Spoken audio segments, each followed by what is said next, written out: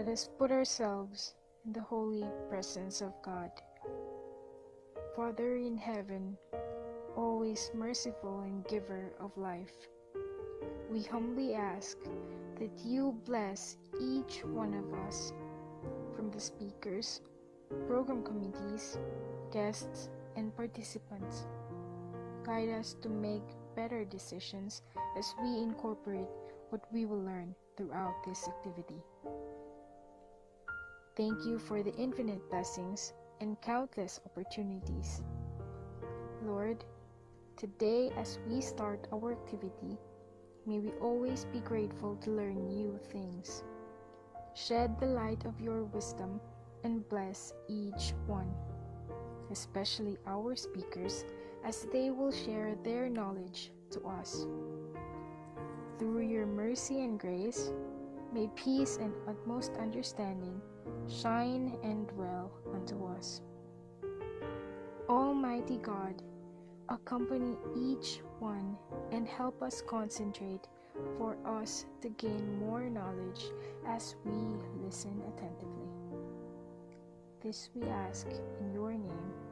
Amen.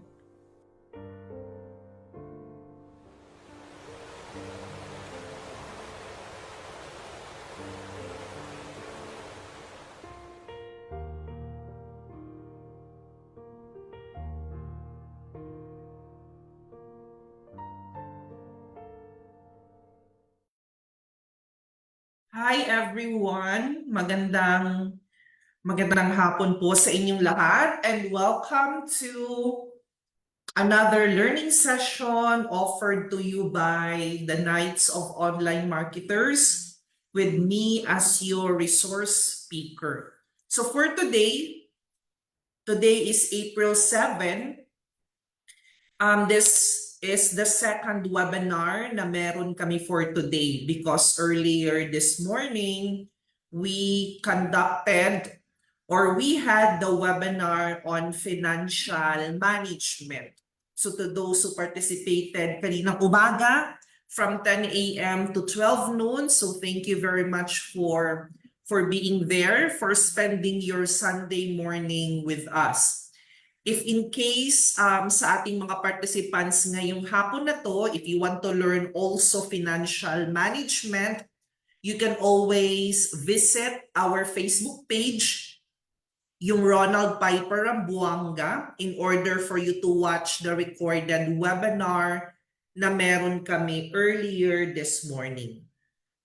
So ngayong hapon na to, welcome to all our participants, both na nandito sa Zoom conference, pati na rin sa mga nanonood at nagpa-participate via Facebook Live. So good afternoon and welcome to our webinar on retail marketing. So a bit of a disclaimer lang din na this webinar was originally scheduled yesterday, but because of some power interruption, so I sent an email to those who registered informing about the new schedule, which is today. And thank you na kahit na nag-reschedule tayo, you are still present this afternoon. Especially na kahapon, we already distributed in advance the certificate sa mga nag-early register. Sana nandito rin kayo ngayon and I appreciate your effort na nag-participate ngayong hapon. So this afternoon, the webinar will focus on the category related to marketing. And to be specific, pag-uusapan natin what is retail marketing. Kailangan kasi nating maintindihan. Kailangan nating malaman, kailangan nating maintindihan, especially if we are planning to start our own business in the future. Pero kahit na sa mga existing entrepreneur, sa mga existing business owner, our discussion this afternoon is also beneficial sa inyo. Okay? So that's why if you are concerned about how to properly manage your business in terms of product development, in terms of choosing the right pricing strategy na gagamitin ninyo, in terms of paano nyo ba siya i-broadcast sa inyong target market, in terms of saan nyo ba siya gustong gawin yung business na yon. Pag-uusapan natin yan ngayong hapon na to. So let me introduce myself quickly for the first timer na makilala din naman ako as the resource speaker. My name is Ronald Rambuanga. You can also call me Piper. I am from Davao City, Philippines. I am the owner and founder of Knights of Online Marketers. Wherein yung KOM, we are offering 3 major services. Yung pinaka number 1, kung saan talaga kami nag-start, is yung outsourcing. So ang brand na ginagamit namin for that is yung KOM or Knights of Online Marketers. We are offering our online services sa mga foreign clients or even sa mga clients na based in the Philippines. Yung second major service naman namin, kung saan na-belong yung ating webinar ngayong hapon na to, is KOM Academy. So that's our brand, that's the academic division of KOM, wherein we are providing different talent development programs para sa mga Filipinos na interested mag-build ng kanilang digital career. Pero dahil meron kaming advocacy-based mission of providing learning opportunities accessible to Filipinos, kaya we decided to also offer yung mga webinars kagaya ng ginagawa natin ngayon, mga learning sessions that are actually for free. Technically speaking, palagi kong inuulit ito para ma-remind din yung mga participants na all our webinars are free. No, you are not required to pay any registration fee. So yung 50 pesos, if in case you paid for that, that is actually because you requested a certificate. Kumbaga, nag-request kayo sa amin na magpagawa ng certificate.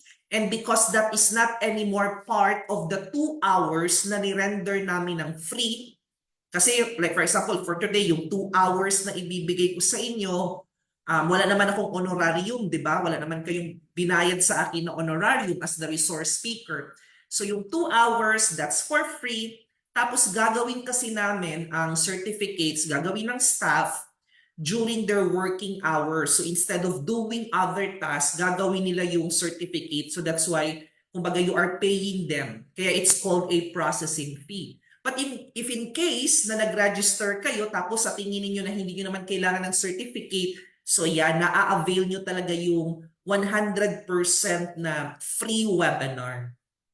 And I am a business consultant as well. I am a business counselor. Kaya ang ginagamit ko naman na brand doon is yung Ronald Piper Rambuanga. And that's our third major service. And because of that, because of our advocacy of helping Filipino entrepreneurs, naging industrial partner kami ng DTI since 2015. So, for 9 years na, no, yung pagiging industrial and developmental partner namin ni DTI in terms of helping businesses to create their competitive advantage in the digital arena. Also, partner din kami ng DICT pagdating naman sa pag-assist sa mga Filipinos para ma-build yung kanilang digital career. Kasi maraming kumbaga, maraming mga Filipinos ang interested sa panahon ngayon na magkaroon ng home-based career. Kumbaga, nasa bahay ka lang, di ba? You are going to make use of your internet, your computer, with the skills na meron ka, pwede ka nang kumita ng dollars. Pero syempre, bago ka mag-start ng digital career mo, you also need to muna, kumbaga parang create muna the right mindset, no, kung paano magsimula magtrabaho sa bahay. Kasi nga sa panahon ngayon, medyo challenging na makahanap ng clients. It's because marami na kasi from all over the world ang gustong maging isang virtual professional. So that's why nagpro-provide kami ng mga training programs para doon. Kaya if you are interested, like by next month, we are going to offer again our online training program for aspiring Filipinos na maging isang virtual assistant. I am also a mentor and coach of the Philippine Center for Entrepreneurship. At yung mga modules na hinahandle ko with them, yung entrepreneurial mindsetting and values formation. Second module is marketing mindset, no? Kumbaga dyan pasok yung ating webinar or topic this afternoon, the business model canvas. We already conducted a webinar about this last March, business planning using the business model canvas. So if you also want to learn from that topic, again, lahat ng webinars recorded, just visit our Facebook page. Digitalization, so yan talaga yung pinaka-specialization namin kasi yan din mismo talaga yung trabaho ko, no, since 2011. And of course, yung human resource management. So that's why marami rin kaming mga human resource related na mga webinars. In fact, as of the moment, meron kaming a total of 8 HR-related webinars. So that's why to those who are interested to get also certificates from our previously conducted webinars, actually pwede rin kayong mag-request. Kasi nga dahil meron naman kaming available na recorded version ng webinar, kaya pwede yung panoorin. Tapos mag-request kayo ng certificate. The date that will appear on the certificate is the same date kung kailan kinandak ng live yung webinar na yon. Okay? So for this afternoon, meron akong inihandang 3 topics na i-cover natin under retail marketing. So the first one is understanding retail marketing. So ang topic na to, it will cover like the basics of what retail marketing is all about. Hopefully, itong topic na to makatulong sa lahat ng mga participants ngayong hapon na to na maintindihan ang unique aspects of marketing, especially within the retail industry. So ano ba yung mga kailangang maintindihan, no? Like for example, promoting products in a physical store or promoting a product sa mga online marketplaces. So paano ba tayo mag-attract ng mga customers para mas maka-create pa tayo or makagawa tayo ng mas marami pang purchases?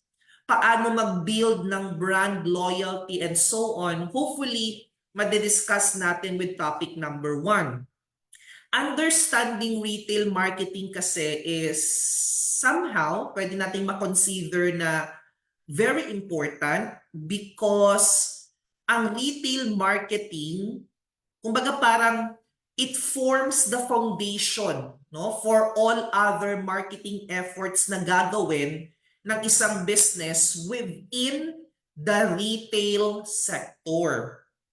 So that's why kung hindi clear, no, kung hindi clear sa may-ari ng retail business na yun, yung understanding of the retail marketing principles, sabihin na lang natin baka magiging challenging para sa entrepreneur na yon to effectively promote their products or services at baka hindi sila magkaroon ng competitive advantage. They cannot compete in the marketplace if wala silang maayos, malinaw na understanding about the principles of retail marketing.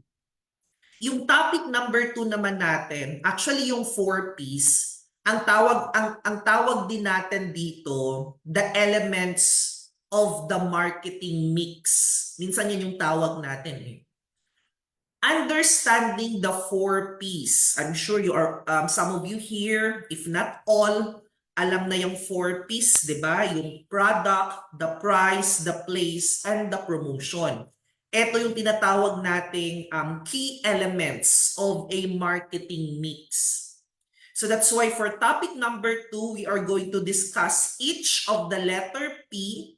Tapos, I will do my best to explain kung paano nakaka-influence ang bawat isang letter P in terms of retail marketing strategies. Yung 4Ps framework kasi na yan, it provides you with a structured approach in terms of developing your marketing strategies, no? Kung baga yung 4Ps na to, naka-tailor siya sa retail environment. Kaya ang mga entrepreneurs, yung mga business owners, kailangan nilang maintindihan on how to properly manage their product offerings, no? Yung pricing strategies. Alam nyo kasi may iba't ibang klase ng pricing strategies, and we will discuss some of them later on. Para kung meron ka ng negosyo, you can identify alin ba dito sa mga pricing strategies na to ang pwede kong i-embrace with my own business. Siyempre, dyan sa 4Ps, pasok din dyan yung distribution channels, at saka ano ba yung gagawin mong mga promotional activities para mas maka-attract ka ng mga customers that will lead to increase in sales. And the third topic will focus on implementing retail marketing strategies na. So kung baga ang focus nito, we are going to put the retail marketing concepts, kumbaga into action na. Kaya under this topic, it will cover some practical strategies or ano ba yung mga tactics na pwedeng gawin ng isang entrepreneur to market their products or services in the retail space.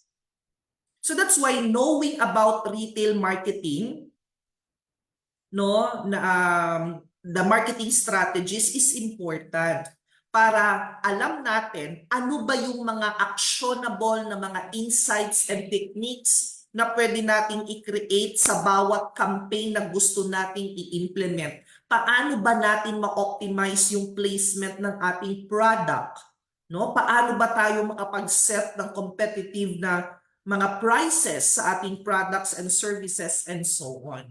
So that's why I hope na etong tatlong topics na in-include natin for our webinar this afternoon, makapag-provide sa lahat ng mga participants with a comprehensive understanding of the principles, the frameworks, no, and the different strategies necessary in order for you to succeed in terms of promoting, in terms of selling your products, again, within the retail industry.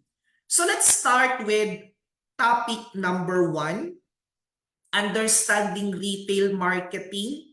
So meron tayong tatlong subtopics under our topic number 1. The first is to define retail marketing. Siyempre, kung i-define natin, mas madali nating maintindihan, di ba?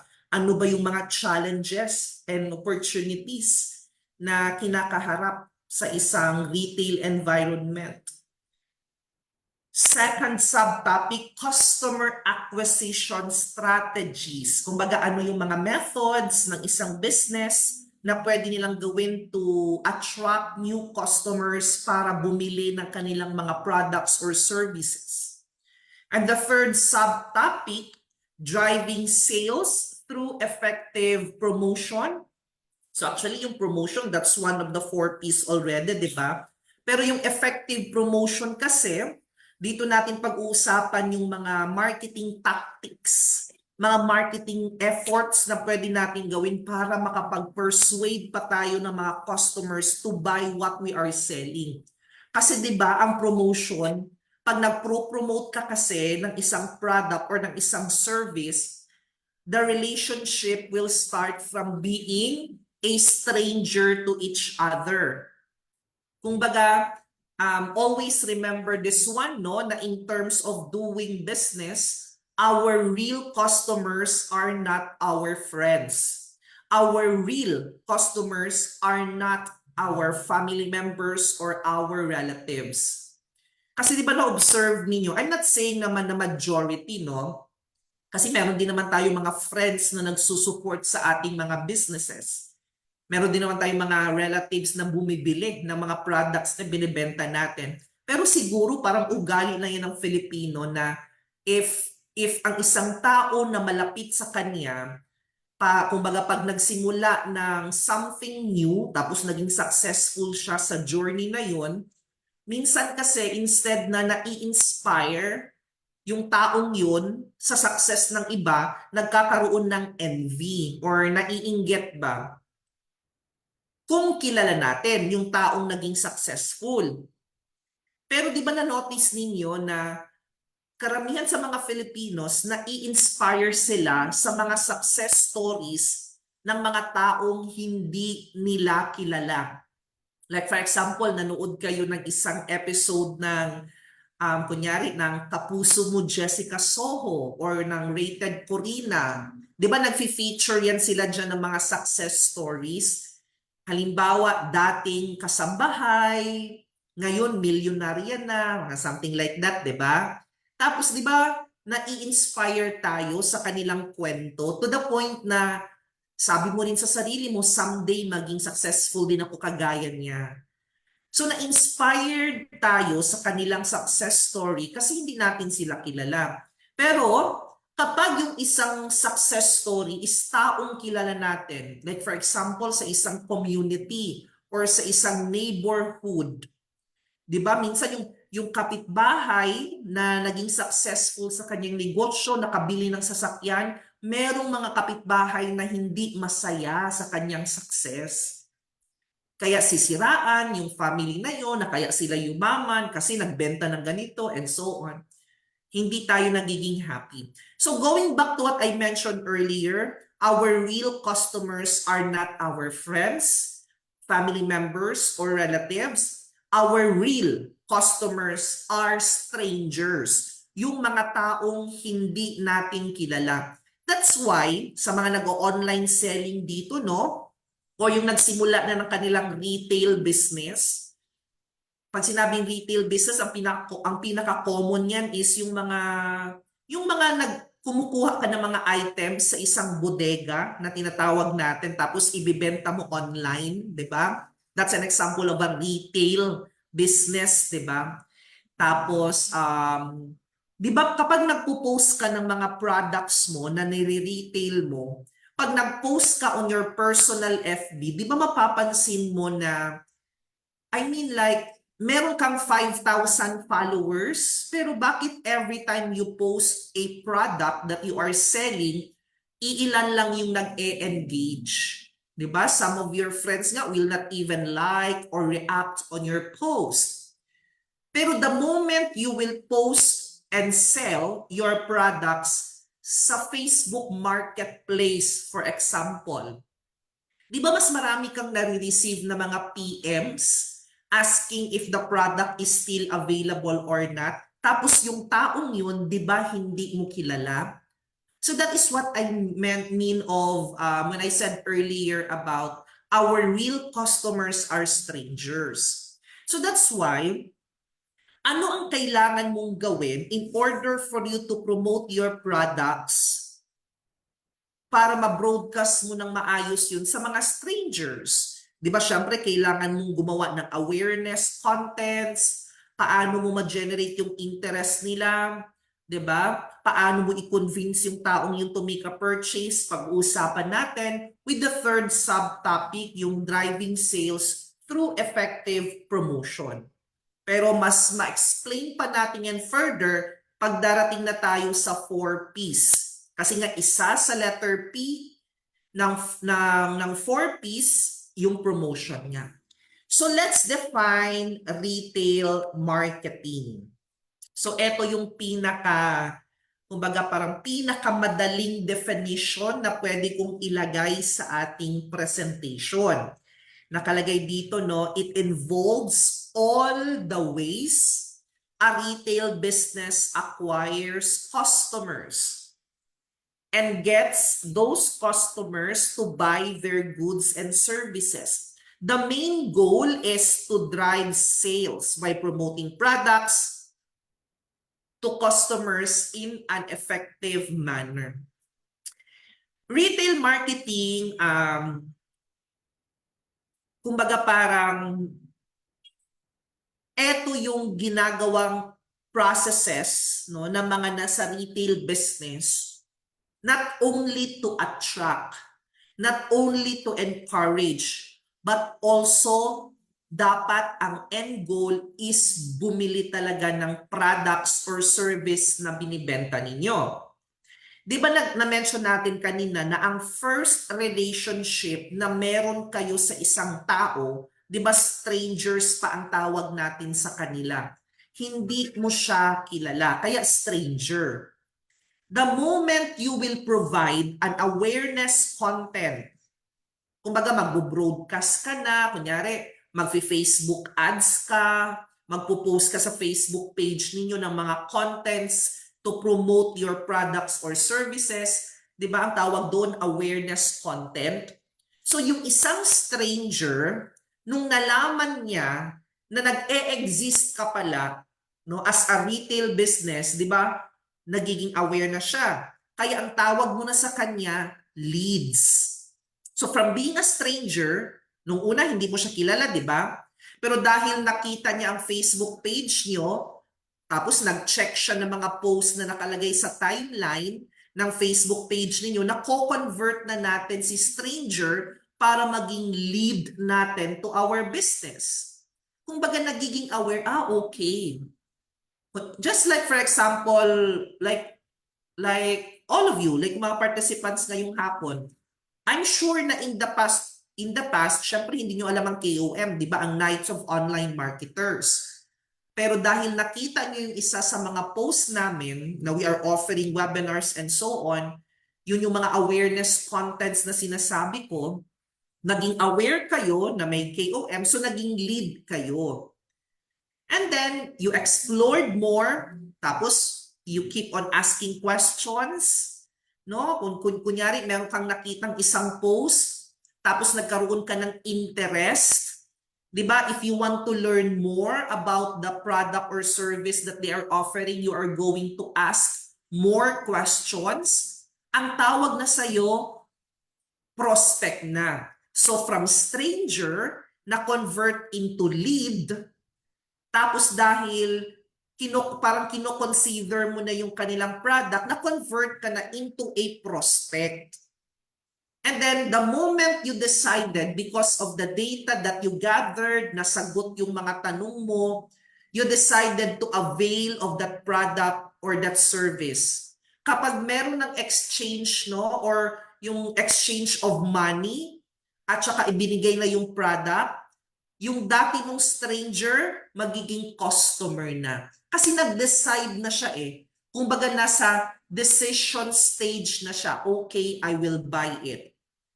So that's why ang tawag natin sa process na yon or sa journey na yon, ang tawag natin doon, the buyer's journey. So it started from being a stranger, di ba, stranger? Tapos dahil nagbigay ka ng nakabasa siya ng mga contents about your business, nagkaroon ng awareness, naging lead na si stranger.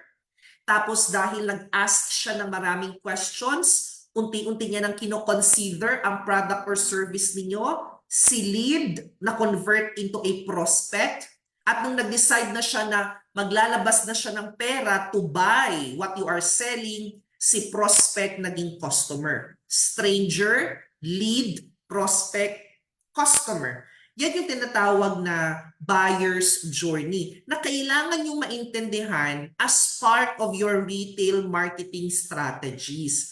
Every time that you are doing kasi or planning for a marketing campaign, yun kasi yung kailangan mong isipin ng maayos eh.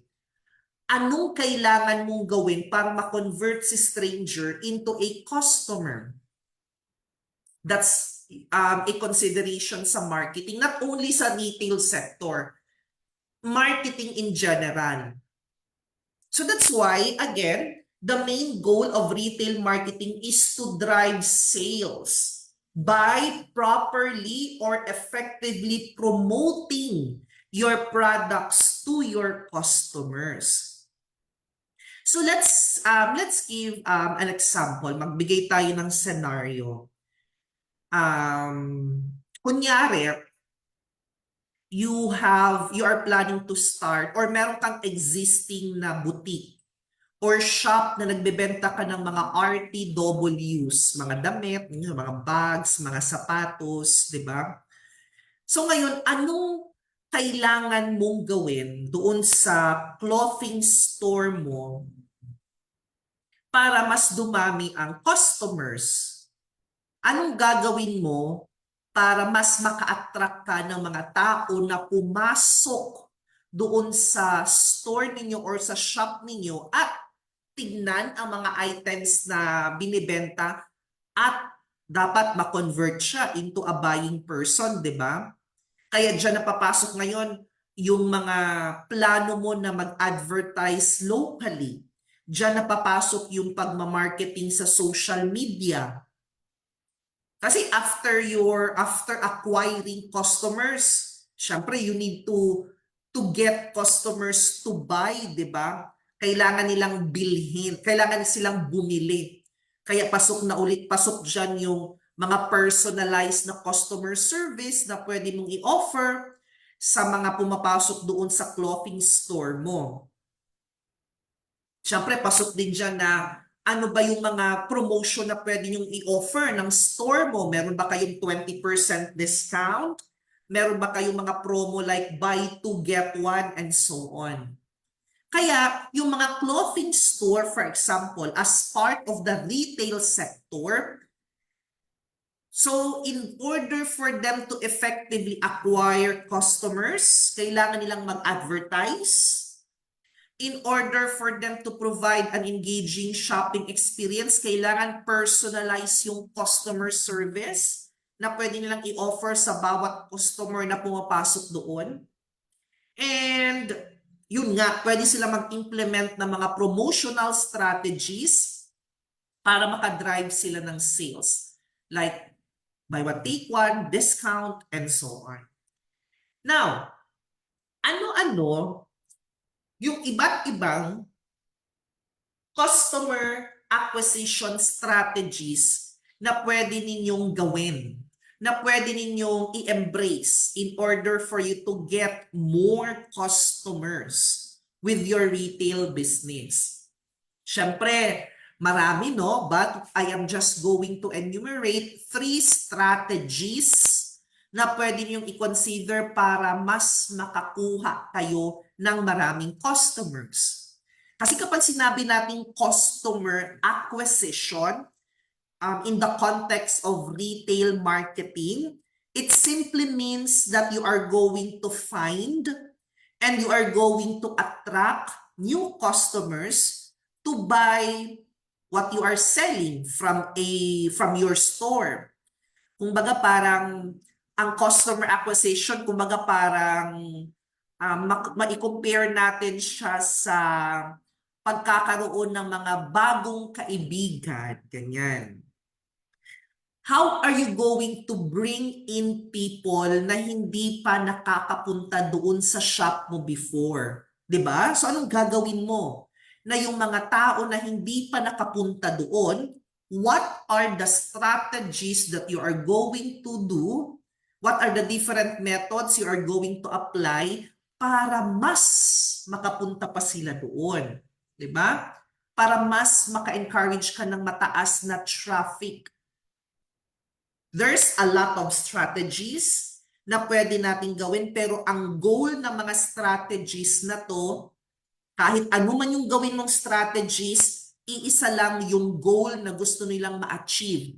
And that is to grow the number of people who are going to shop and buy at your store.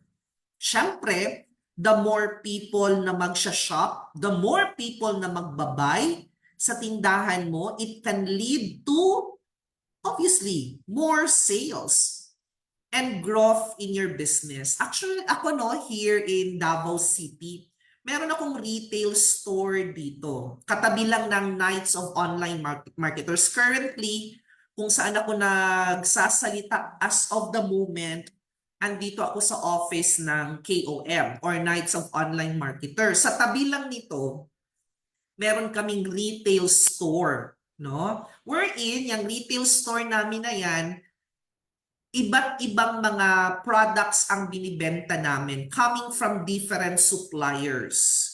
So meron kaming mga party supplies. Kasi actually nag-start kasi yan kasi meron kaming party needs rental. May tables and chairs rental kasi kami. I started like mga 2 years ago.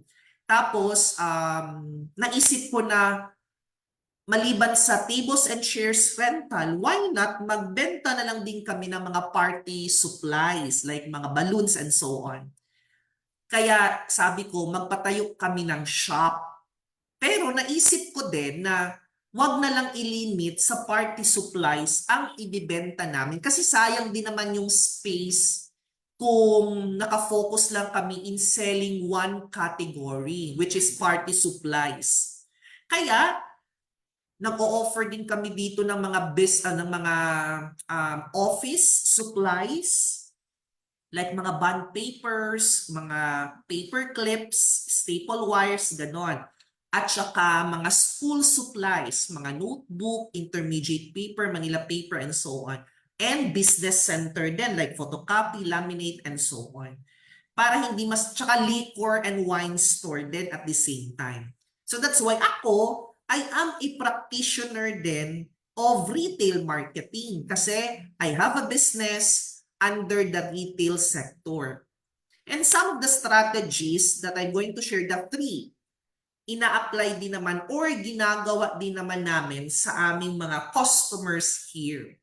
The first strategy na pwede ninyong gawin, na pwede ninyong i-consider is to offer loyalty programs and rewards. As a customer acquisition strategy, masasabi ko talaga na this is one of the most effective para ma-encourage ninyo ang customer to be a repeat customer because you are going to provide loyalty points that will be converted into something. Ang loyalty programs and rewards, this will involve creating a system wherein ang bawat customers ninyo, pwede ninyong i-reward because of their repeat business to your store or to your shop. Maraming paraan kung paano ninyo gawin itong loyalty programs ninyo, no? Pwede kayong mag-offer or mag-create ng system na pointing system siya.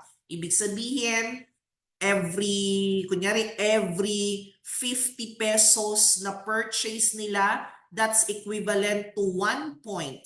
Yan yung palaging ginagawa ng mga malls, 'di ba, sa kanilang department store. Pointing system. Tapos depende na yan sa inyo. Like for example nga, every 50 pesos na purchase, nakakagather si customer ng 1 point. So kunyari, may binili siya, 30 pesos lang. So wala siyang 1 point noon. Obvious naman.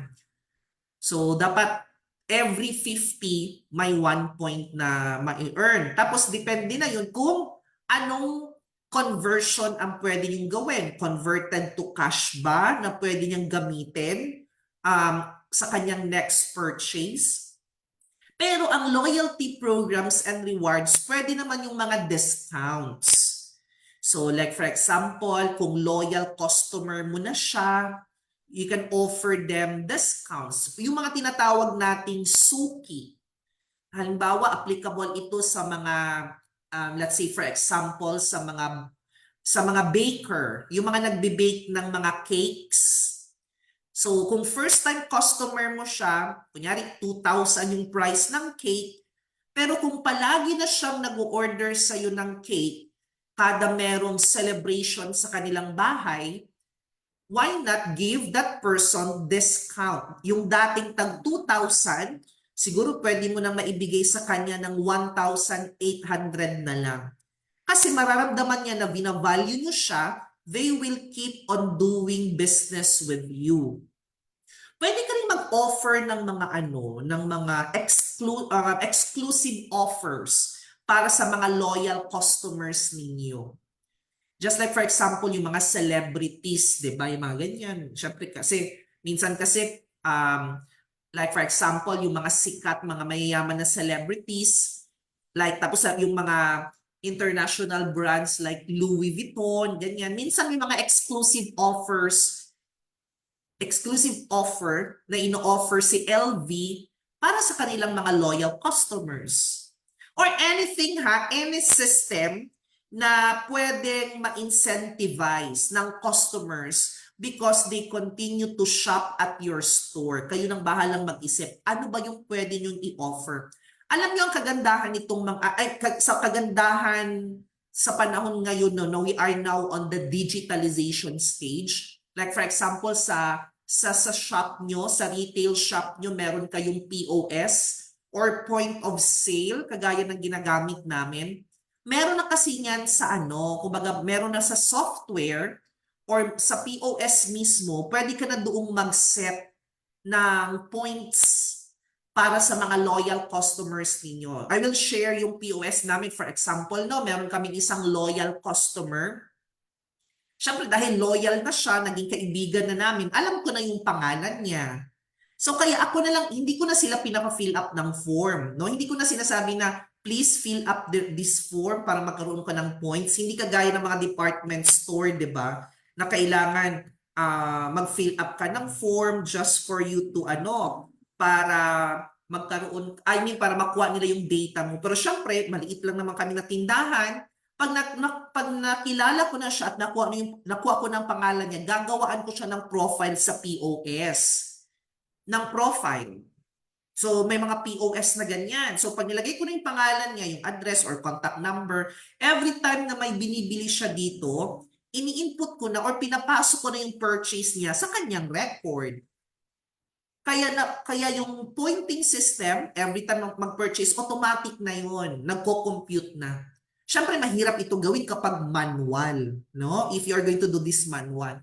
That's why if you are in the retail sector, dahil marami kang mga products na ibibenta, you need to have an inventory management system na minsan kasama din naman yan doon sa POS or point of sale na bibilhin mo someday.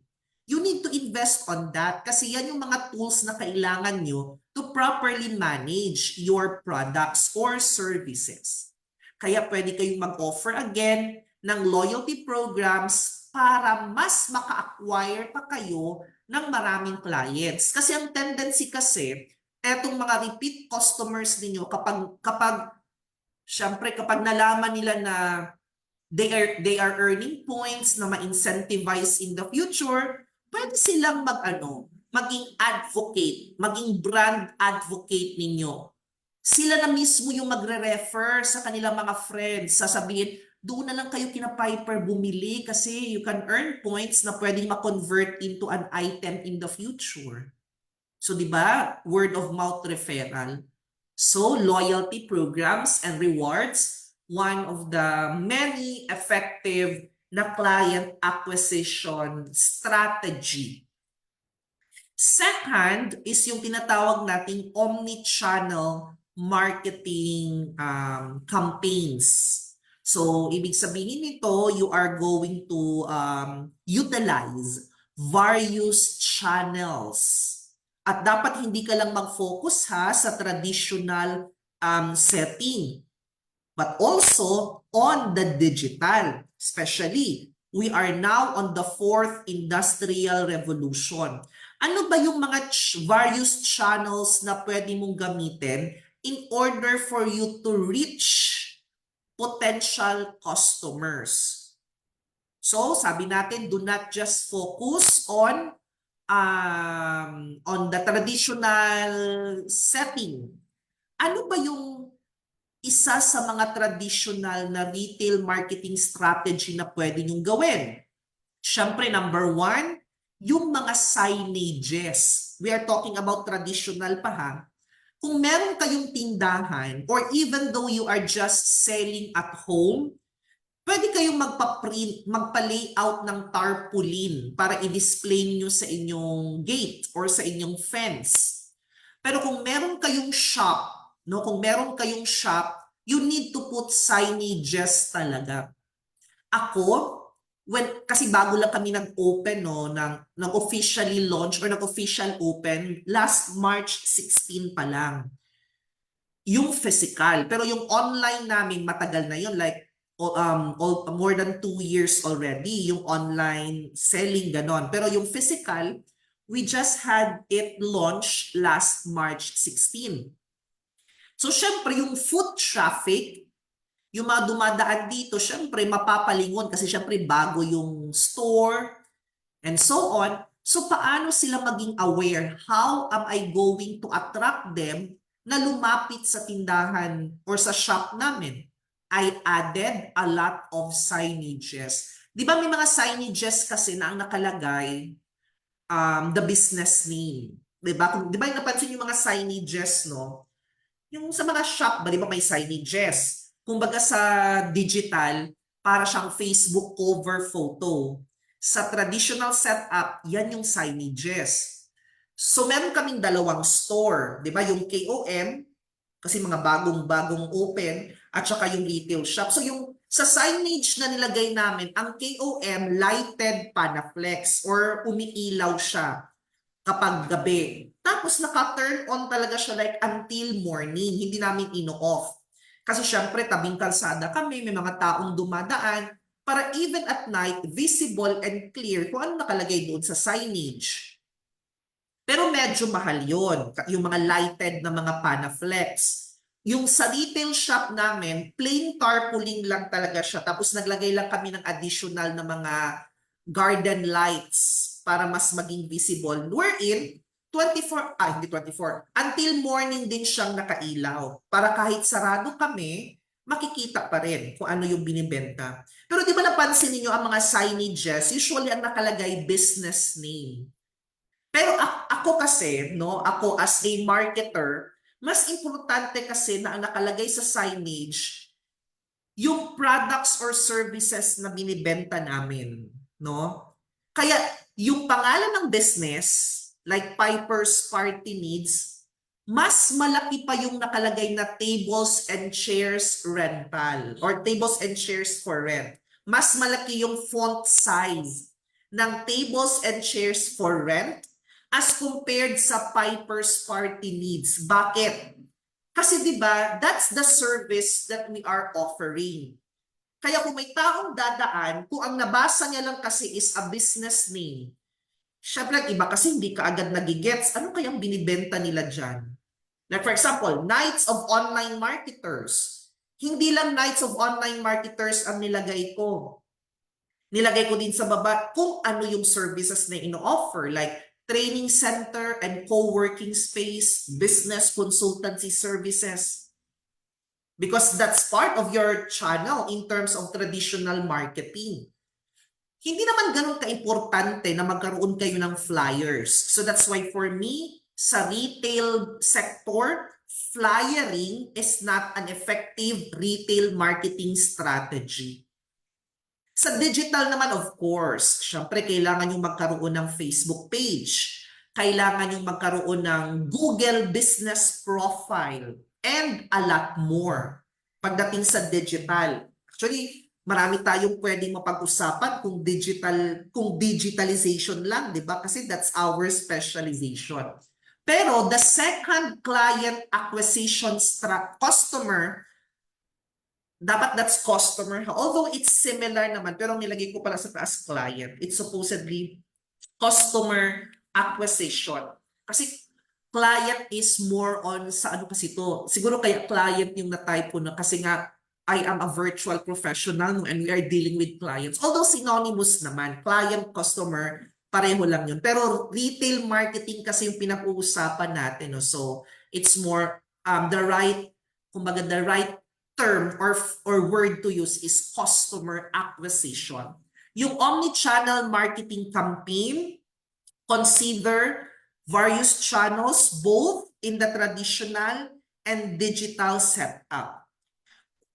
Pwede ka rin gumamit ng mga e-commerce platform like Shopee, Lazada. You can also advertise, no? Pwede magpa-advertise kay Facebook, kay Google. And of course, kailangan may physical store.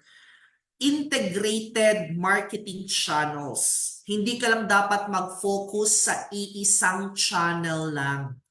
Like for example, kung meron ka ng Facebook, why not study and learn if Instagram is applicable to the type of products that you are selling. Hindi din kasi lahat ng products and services sa retail sector applicable yung Instagram.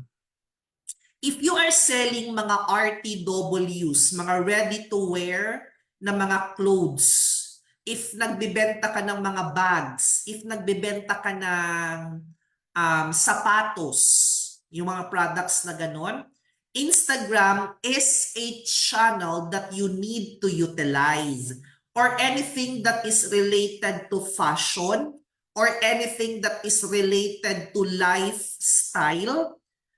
In terms of social media, Instagram talaga ang pinakamagandang gamitin na channel. Kasi ganyan ang Instagram eh. Ang mga contents na makikita natin sa Instagram are called lifestyle contents. Kaya if you are selling products related sa mga na-mention ko, dapat meron kang Instagram. Kami, di ba, nagbebenta kami ng mga party needs.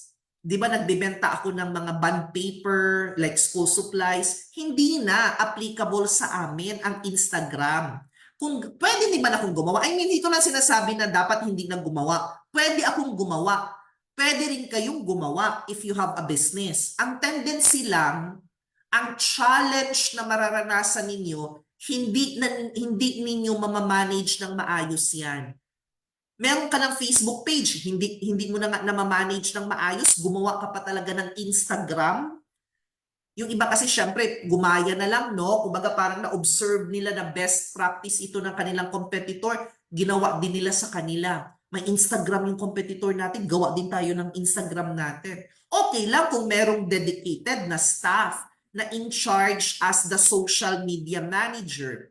Pero kung ikaw yung owner, tapos ikaw din yung nagmamanage, for sure, meron ka talagang isang channel na hindi mamamanage ng maayos. And again, going back to what I mentioned, hindi naman kasi lahat ng klase ng products pwedeng i-post sa Instagram or gamitin ng Instagram to promote it. Sige nga, paano ko i-promote sa Instagram yung stapler? Di ba hindi siya lifestyle type of content? Paano ko ibibenta ang glue? Di ba? Paano ko ibibenta ang mga notebook? Sa TikTok shop, pwede pa. Yan, applicable. Pero with Instagram, parang hindi. So that's why you need to identify kung pwede ba talaga sa products mo yung Instagram or other channels or not. Kagaya kanina na-mention natin, sa retail, hindi siya effective ang flyering. So huwag ka nang gumawa ng mga flyers, ng mga brochures. Anong ilalagay mo doon? Di ba? Anong ilalagay mo doon?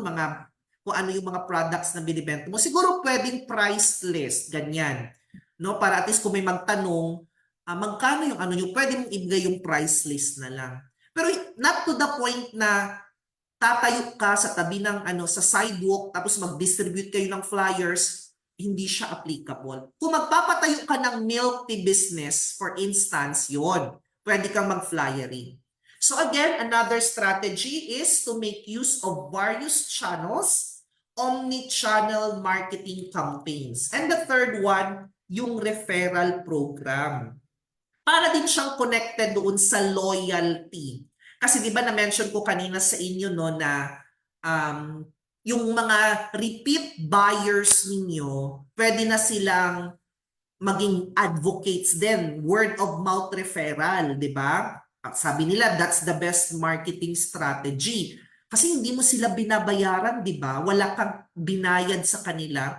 Pero because they are happy and satisfied with the products or services na binili nila sa inyo, ni-refer ito nila sa mga kaibigan nila.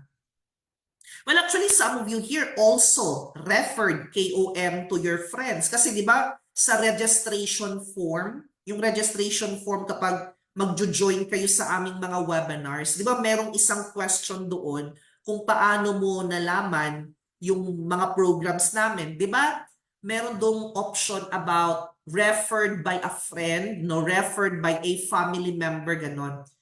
At every time na chine-check ko yun, no, kasi syempre Google form, automatically may data na ibibigay sa akin. Marami ding mga individuals, mga participants na ni-refer ng kanilang mga friends. Unfortunately, wala kasi kaming referral program for that, no? Kaya wala kaming maibigay na anong tawag dyan, na incentive sa mga nagre-refer sa amin kasi free webinar siya. Pero doon sa aming paid training, yung sa pinaka-programs talaga namin, yung paid training para sa mga virtual assistants, we are actually giving 10% referral commission sa mga merong maire-refer na mag-e-enroll sa aming virtual assistant training program. 10%. So like for example, if the training fee is 500, so merong 10% like 50 pesos. Kung 1,000, meron siyang 100 pesos. Kung 5,000 yung training fee, meron siyang 500. So 10% referral commission yun. Kasi paid programs kasi yun. No? Paid programs. Yung webinars kasi free, kaya wala kaming referral programs para sa mga nagre-refer ng aming free webinars. Pero of course, gusto namin magpasalamat, no, sa mga tao nagre-refer. Kaya nga 'di ba naging promise ko sa inyo na every month mag-o-offer kami ng libreng webinar with a free certificate, no? Kaya katatapos lang nung una naming ibinigay na free, which is all about HR employee relations. So it's a human resource related webinar. Pero free lang siya to those who will participate on the day of the webinar. Ibig sabihin, after the webinar, kung gusto mong magawa ng certificate, ganun ulit, may processing fee na. Siyempre, parang, kasi nga, di ba, reward nga siya. It's a reward, it's a bonus to bring back the blessings to the community. Kaya kapag nag-o-offer kami ng free webinar na merong libreng certificate, ang makaka-avail lang ng free certificate are those who registered before and during the webinar. Pero 1 week na ang nakalipas, wala na. Siyempre, kumbaga parang hindi na reward yun eh. Kaya magbabayad na siya ng 50. By next month, we will also offer another naman. So abangan nyo lang sa aming Facebook page. And it is admin-related webinar naman. Free. Pati ang certificate, walang bayad na 50 pesos. At least that's the least, no, na pwede naming mai-offer sa inyo. So referral programs, pwedeng incentivize, no, kapag yung mga existing customers ninyo, meron silang na-refer na kaibigan, family members, or kahit sino. So depende yan kung ano yung gusto nyong i-offer, no? Ilang percent or kung ano ba yung pwede nilang makuha from you. Kasi nga, ang mangyayari kasi, no, kapag gagamitin nyo ang strategy na to, tataas yung tinatawag nating word of mouth marketing na tinatawag natin. Kaya kapag may mga loyal customers, i-reward. Gagamit ng different channels to promote your products and provide referral programs. Now let's talk about driving sales through effective promotion. So meron akong tatlong pwedeng ibigay sa inyo na ano ba ang pwede ninyong gawin in order for you to drive more sales. Ano ba yung mga promotional activities na pwede ninyong gawin?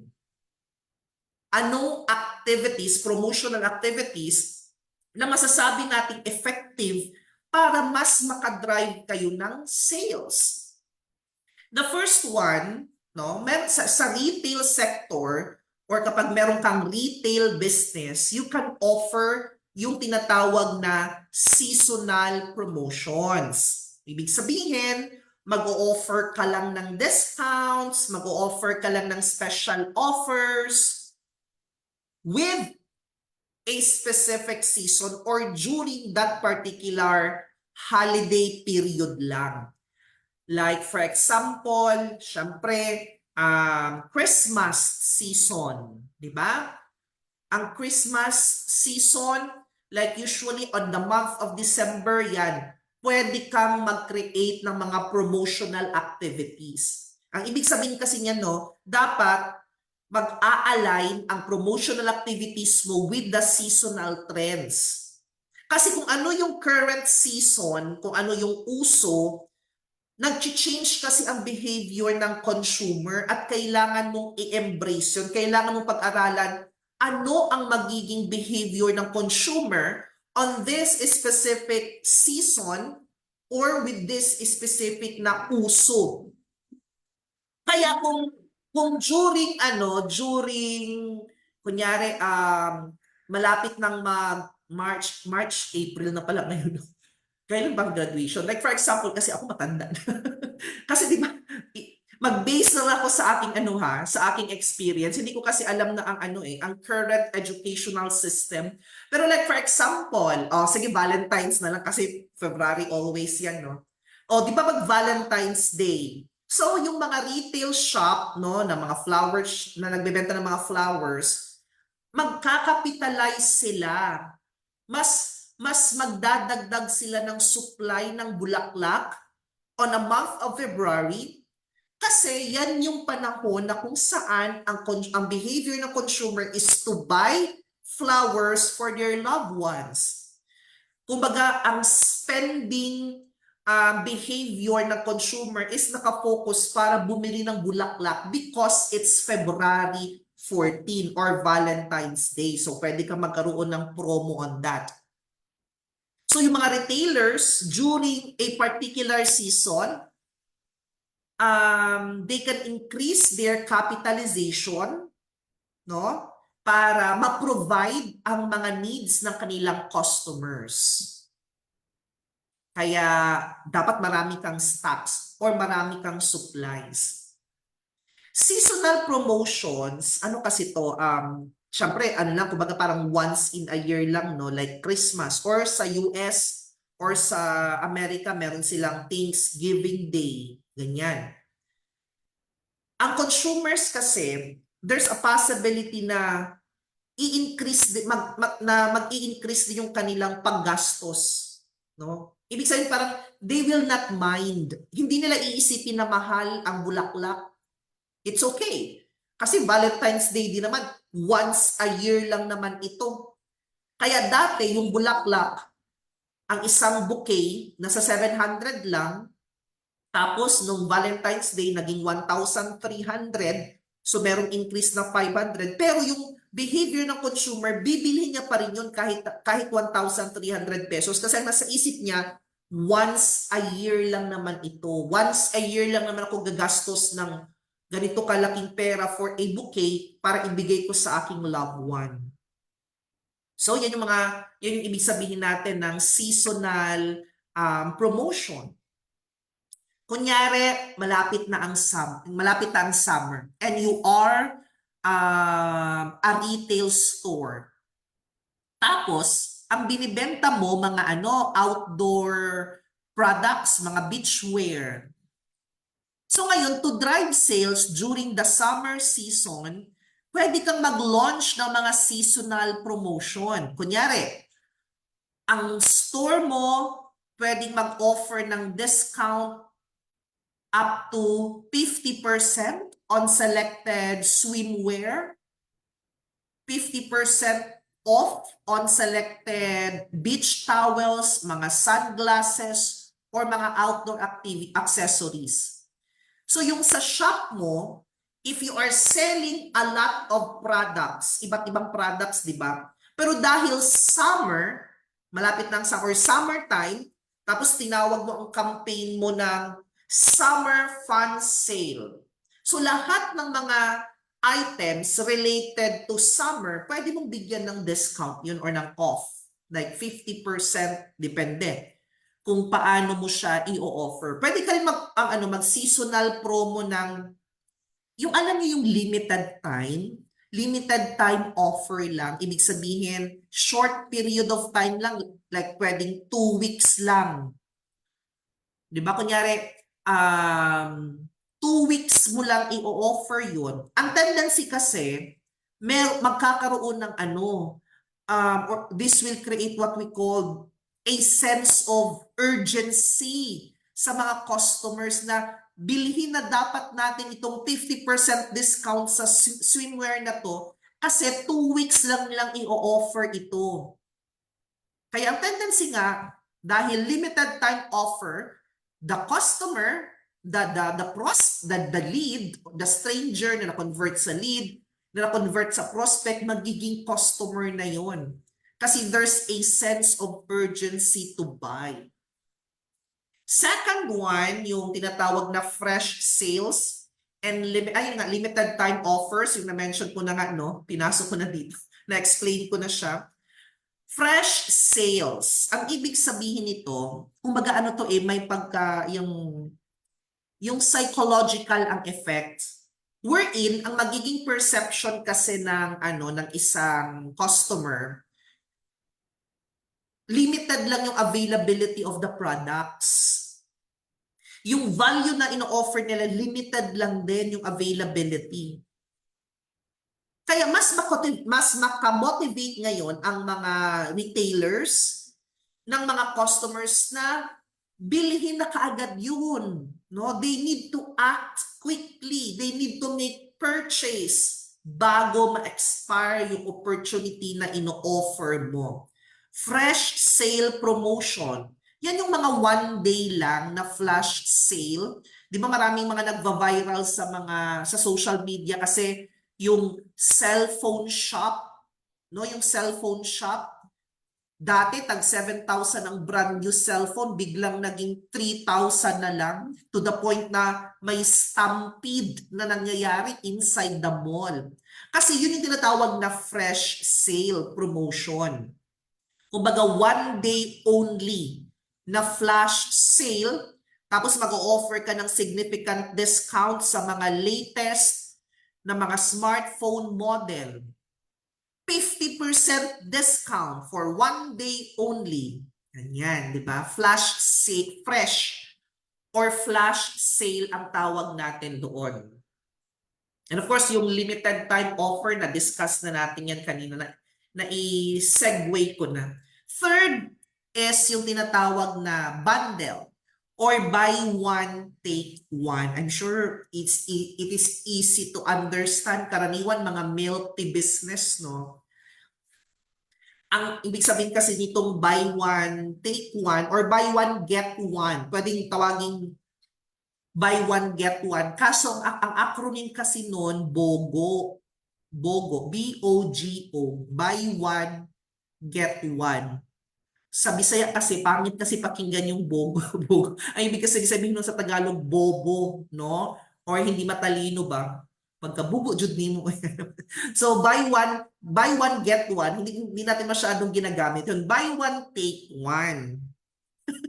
Although kung acronym din siya, pangit din siya pakinggan sa mga Bisaya. Either of which, no? Buy one, get one man yan. Or buy one, take one. Medyo pangit siya pakinggan kung i-acronym natin. Kaya minsan ang nakalagay, napansin nyo, di ba? B1, T1. Kasi nga hindi nila nilagay yung B-O-G-O, like buy one, get one. B-O-G-O, kasi hindi rin naman naiintindihan, no? It's not a layman's term. B1, T1, mas naiintindihan natin yon. So kung baga, ang buy one, take one, obviously, no? You offer a customer the opportunity to purchase multiple products together. at a discounted price. Or pwede rin naman yung bundle. Ang ibig sabihin, they can receive an additional product for free with their purchase. Sa grocery, every time na nag-grocery ako, dyan ako unang pumupunta sa mga bundle na mga promotions. Di ba sa grocery store, yung mga maraming ano doon, just like kanina, bumili kami ng mga ano, ng mga additional supplies sa shop, no? Yung mga drinks ba like mogu-mogu. Tapos kanina, meron silang bundle promo na usually yung mga buy 5, get 1. Di ba mga ganyan? Yan yung example. Tapos yung Emperador Light, may kasama ng Chaser. Ganyan. So, bundle promotion. So, ang tendency kasi, di ba, kumbaga, ang iisipin ng customer, mas makaka-save sila if they are going to avail that. Kaya ano, pero alam niyo minsan, no, when I went to an immersion sa isang business coach ko dati, business consultant siya. Matagal na, mga 2015. Nung nagsisimula pa lang ako, 2013 sinimulan ko ang KOM. Pero 2014 ko siya ni-register. So syempre wala akong masyadong knowledge about doing business kasi I am a nurse by education and by profession. No? 6 years akong nagtrabaho sa hospital. Operating room nurse ako noon. Pero 2011, nag-shift ako ng career. Kinalimutan ko yung pagiging nurse and I engaged myself into online job. So 2011, nag-build ako ng digital career ko. Kaya I am in the industry for 13 years already. Tapos wala akong alam in terms of doing business. Wala pa akong alam dati about marketing and so on. So I need to look for a mentor, a coach na mag-guide sa akin. Ngayon, meron akong nakitang mentor. Tapos, nag-i-immersion ako sa kanya, sa office niya, ganyan. Every time na meron siyang mga events or consultancy, nakikinig ako, something like that. Mabait naman. Actually, ano siya, yung half Pinoy, half German.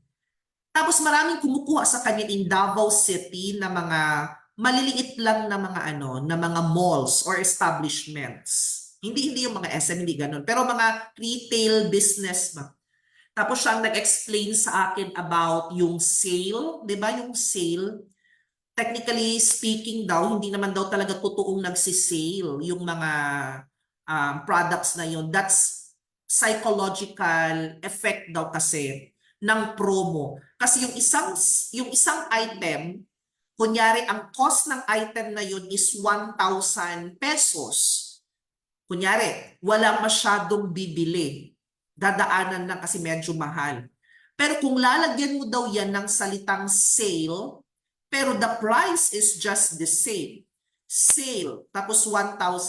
May psychological effect kasi yan sa customer. So akala nila nag-sale talaga. So meron ng sense of urgency to buy kasi baka may makauna pa sa kanila. Pero again, hindi daw nila technically hindi nag-change, or kung sakaling mag-change man, mababa lang because of the word sale.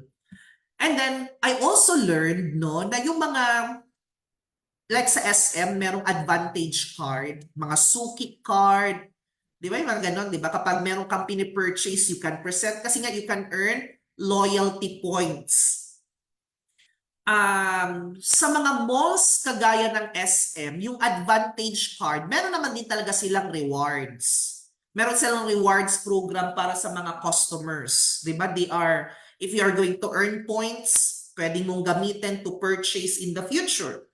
Pero the real goal or ang pinaka-reason talaga kung bakit may ganyan yung mga malls, for example, is for them to identify kung anong brand ang saleable.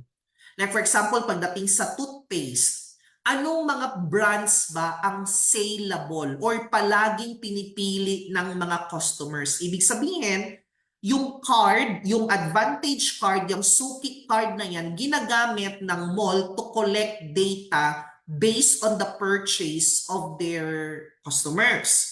So kunyari, nag-grocery ka, the moment na isa-swipe na, so lahat ng purchase mo papasok sa database, no?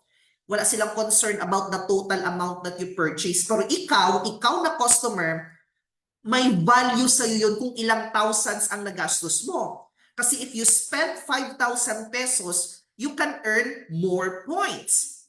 Pero sa side naman ni business, the reason why na pag-swipe, papasok sa database, ano yung mga products na binili mo as a customer. Tapos itatali yan. Matatali ba? Kunyari, at the end of the week, i-identify sa toothpaste, ilang customers, ilang percentage ang nag-purchase for the past 7 days, ganon.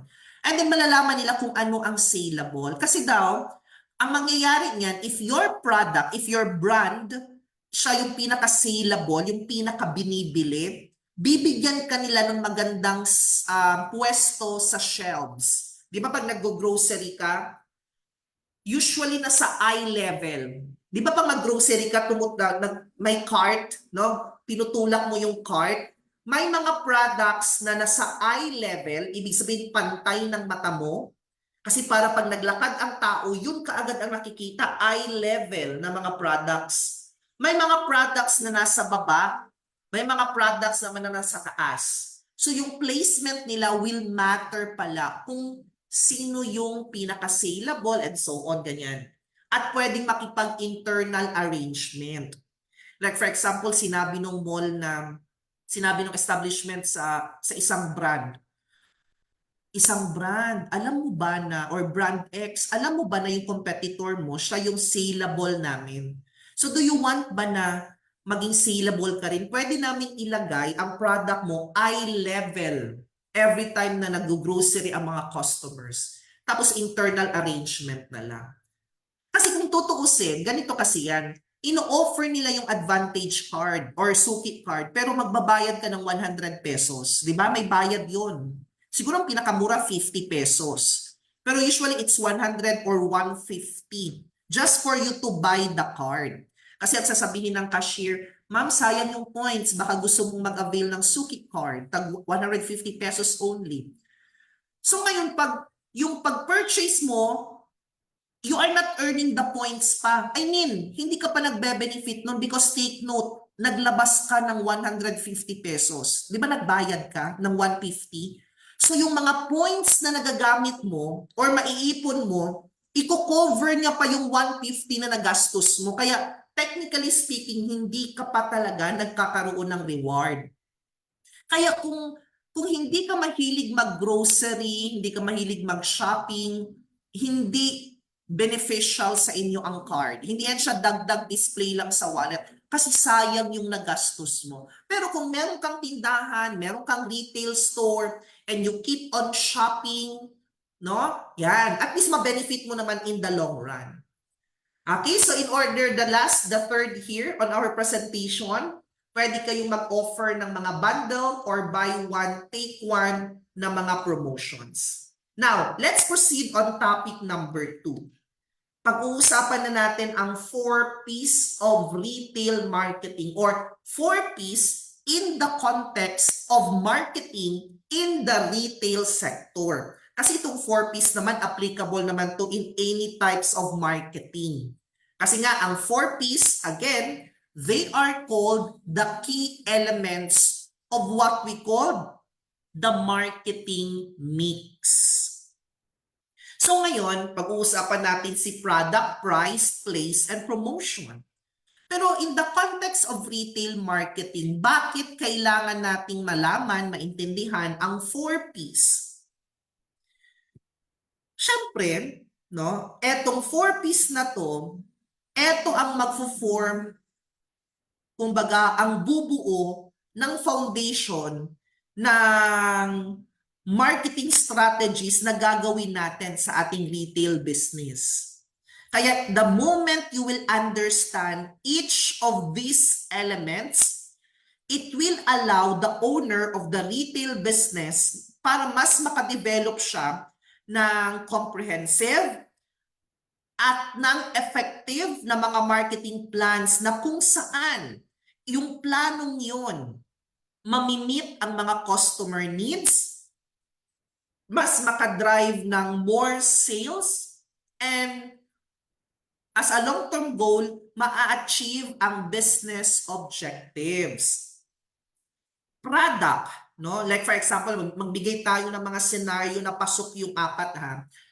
So imagine yourself, you are the store manager of a particular retail business. So ikaw yung manager. Tapos binigyan ka ng task, kasi you are the manager, so yung owner, no? Yung owner, binigyan ka ng task to launch a new product. Kunyari, ang product na yun is, kumbaga, mga cleaning products. Pero cleaning product siya na dapat eco-friendly. Okay, so you are tasked to launch a new line of eco-friendly na mga cleaning products. Now, if you know the 4 Ps, mas mapadali na for you ang pag-launch ng mga bagong products na yon. Kasi di ba, you are going to identify the product features, the pricing strategy, the distribution channels, the promotional tactics. Kung naiintindihan mo ng maayos yung 4 Ps, lahat yun magagawa mo ng maayos. Like for example, pagdating sa product, understanding, no, the product aspect, kasi nga yung product na gagawin yung eco-friendly na cleaning products, di ba? That's the products, no? The line of products na gagawin. So let's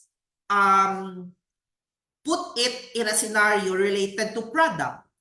So understanding the product aspect will involve, number 1, you need to know the features. What are the features of the product that you are going to launch?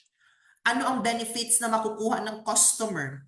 Ano ang USP or yung tinatawag nating unique selling points ng eco-friendly cleaning products na ilo-launch mo? So that's why as a retailer or as a person in the retail business, you need to make sure na yung yung products na ilo-launch ninyo will meet the customer needs and will align with their values as well. Kaya product, bago ka mag-product development, you need to consider muna siguro conducting market research to identify the preferences of the customer. At para mas ma-determine mo ng maayos which specific cleaning products ang mas kailangan nila na pwede mong i-include as part of your product development. Pricing, no?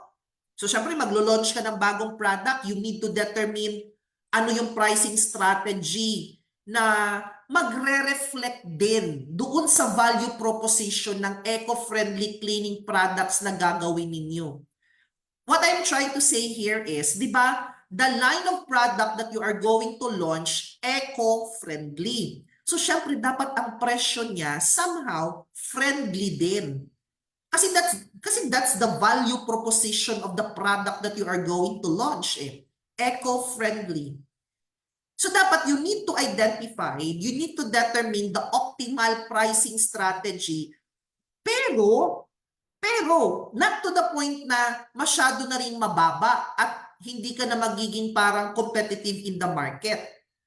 Kaya pwedeng i-consider kung alam mo yung 4 Ps, naintindihan mo yung 4 Ps, like the price, pwede mo i-consider yung factors like yung production cost, magkano ba ang nagastos during the production, competitor pricing, pwede mong i-compare yung price mo with the prices of your competitors. You might decide to offer muna siguro introductory discounts mamaya sa pricing. No? Kasi meron tayong tinatawag na introductory, lalo na sa amin, kagaya namin na nag-o-offer ng mga training programs. So usually pag on the launching of our programs, mababa pa yung training fee namin. Kunyari, instead of 2,000, because this is the first batch, this is the launching, it's for only 1,000 pesos. Introductory price. Pero on the second batch, mag-back to the regular price na siya na 2,000. Kaya if you know how to choose the right pricing strategy, yan, magagawa mo ng tama. Place. 'Di ba? Eco-friendly cleaning products yung i-develop ninyo, no? So ngayon mag-identify ka na saan or anong distribution channel ang gagamitin ninyo para maging available na yung mga products na yun sa mga target customers ninyo. So you need to decide where and how to sell the eco-friendly cleaning products that you are going to develop. Consignment ba kayo, no? Or rent ba kayo tapos magkaroon ng exclusive store for the products na gusto ninyong i-launch? Gagamit ba kayo ng e-commerce website? Place yun. No? And the last one is promotion. So anong gagawin mo? Ano yung mga tactics na gagawin mo para maraming makakaalam na meron kayong eco-friendly cleaning products? Papasok na dito yung omni-channel marketing campaign na na-mention natin kanina. Papasok na sa promotion yung digital advertising, no? Social media promotion or mga email newsletter. Tapos, kailangan nyo mag-create ng awareness during the promotion. Ang ibig sabihin, kapag nag-create kayo ng promotional contents, dapat naka-highlight yung environmental benefits ng inyong products, affordability of the products, syempre yung effectiveness. Effectiveness pwede rin i-consider. So yun yung promotion. Now, pag-usapan natin siya isa-isa. The first one is product, no? So ito yung mga subtopics or yung pag-uusapan natin under product. We will start to talk about product development and innovation. So in retail, no, pag sinabi natin product development and innovation, it means that you are constantly making new and improved products para mag-match sa mga customers' preferences, no? Sa mga wants ng customers, or ano ba yung popular sa market. Kaya kung meron kayong mga existing na mga products, for example, pwede kayong mag-add ng mga bagong features. Pwede ninyong i-change ang existing design. Kung hindi naman, kung talagang gusto nyo mag-develop, you can create entirely new product lines just to keep up with what people are looking for. Ako, hindi naman ako nagde-develop ng product no kasi lahat naman sila galing sa supplier. Wala akong dinidevelop na sarili kong products sa aking retail shop. Kasi lahat,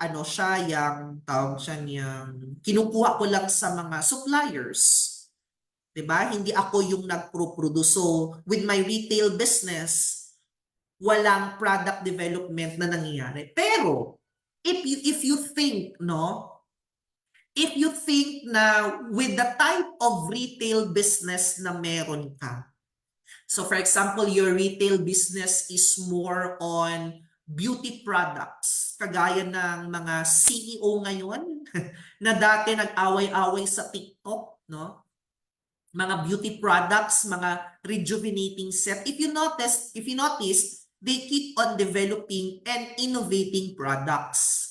Every time na nasa TikTok ako, palagi kong nakikita na pinopromote ng isang CEO ang bagong line of product na meron sila.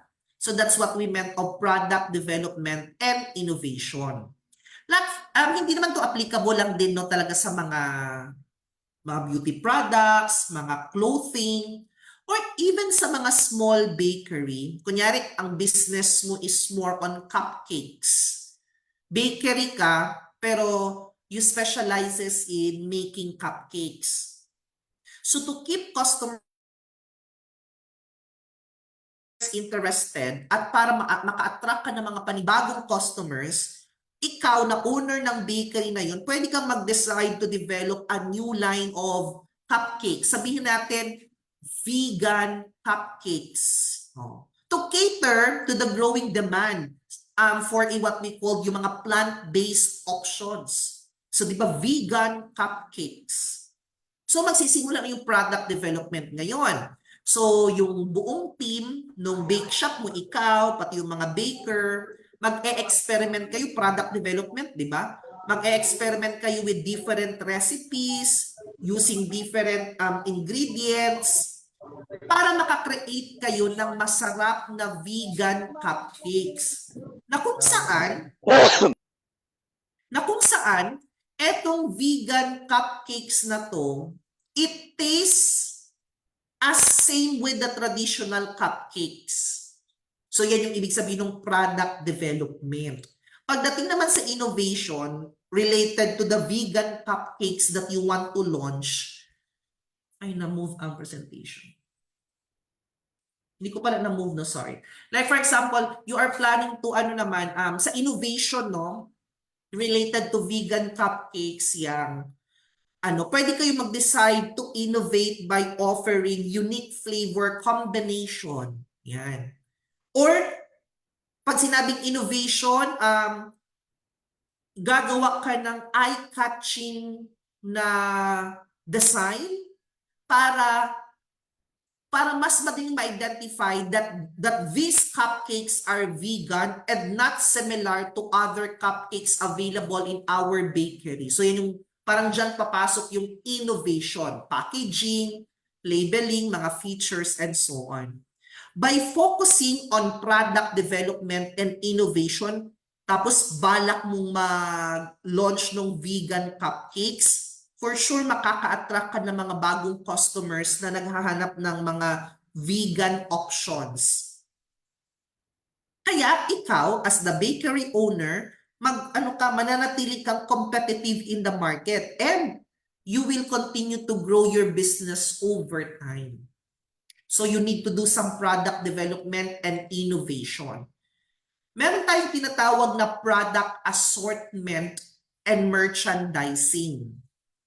In the retail sector, pag sinabi nating product assortment and merchandising, it means you are choosing which products to sell. No, ano yung ibibenta mong mga products, ano yung i-display mo na mga products sa tindahan ninyo. Kumbaga, you are picking out a variety of different things, no, na pwedeng magustuhan ng customer. Tapos i-arrange mo siya in a way that makes it easy for people to find what they're looking for. Just like in our retail store, no? Ang front niya kasi buong glass na may iba't ibang shelves. Kasi I want to display the items kasi naka-aircon kasi yung shop, no? Tapos hindi pwedeng pumasok yung mga customers kasi office din kasi siya at the same time. So, yung mga products na binibenta, dahil yung storefront lang yung available for me to display, hindi ko ilalagay doon lahat. Kumbaga parang meron lang representative ng products pa. Kunyari, nagbebenta kami ng Red Horse. So maglalagay ako ng isang bote doon sa glass storefront. Isa lang. Tapos isang bote naman ng Tanduay Dark, isang bote ng Tanduay palahubog no or palahinog ba, tapos Tanduay White, and so on. Ganon din ang mga school supplies. Ganon din yung party needs. So po, yan yung tinatawag na assortment and merchandising, no? So you need to identify ano yung i-display. In order for people na mas madali lang mahanap kung ano yung hinahanap nila. No, sa product naman, another thing that we need to consider is yung product life cycle management. Excuse me.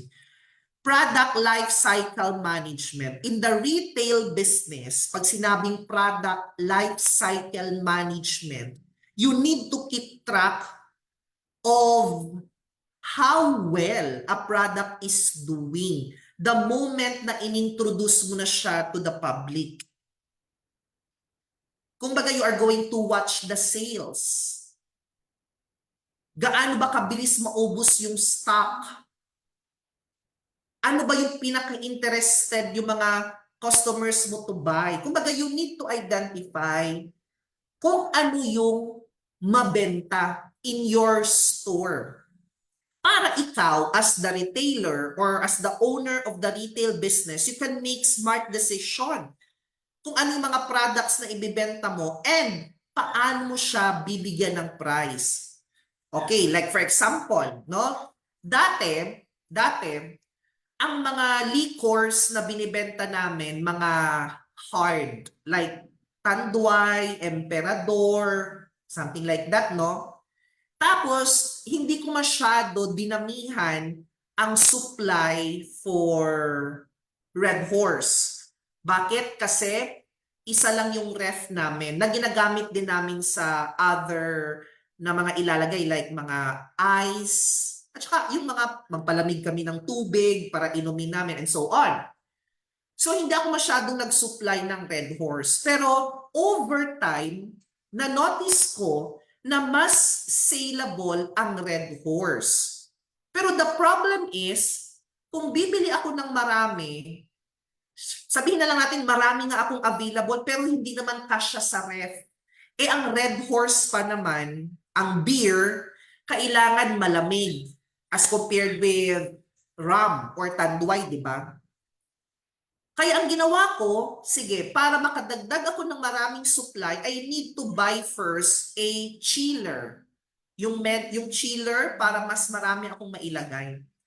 So that's why when I purchased the chiller, nag-display ako ng maraming mga beers at yun talaga ang naging saleable over time. Doon ko na-realize na, okay, mali yung naisip ko dati na Tanduay ang magiging saleable, but this time it's Red Horse. Just like yesterday kasi Sabado, no?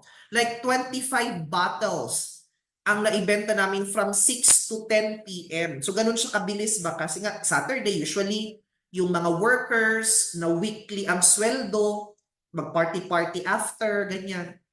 Tapos syempre sa Sunday kinabukasan kaya may tendency na mag-shot-shot, no? Ang mga Filipinos. At malaking tulong yung yung nag-invest ako for additional ref. Naging naging asset siya ng retail business namin, hindi siya naging liability. Kasi syempre yung ibabayad namin doon sa kuryente para mabawi namin yung ginastos namin because we are selling different beverages. Brand positioning and reputation. In the retail business, brand positioning and reputation will refer to how customers see your business. How the customers feel about what you are offering to them. Kumbaga, it's about making sure that all the products that you are selling will match your customer's need. Dapat yung in-expect ng customer, makukuha nila. Nag-advertise kasi kami na liquor store. Di ba? Naglagay kami sa signage, liquor store. So kaya ang in-expect ng mga customers, kung may bibili na silang liquor, dapat available. Hindi lang ako dapat mag-focus lang sa Tanduay or sa Red Horse. What if merong bumili ng tequila? So that's why what I did, no, para mas maganda yung positioning namin sa community na talagang liquor store kami, nung bumili kami ng mga products na ibibenta, merong isa or dalawang representative ang bawat liquors na binili namin. Ibig sabihin, kunyari, merong The Bar. Tapos may, di ba, maraming flavors yung The Bar. Binili namin yan isa-isa.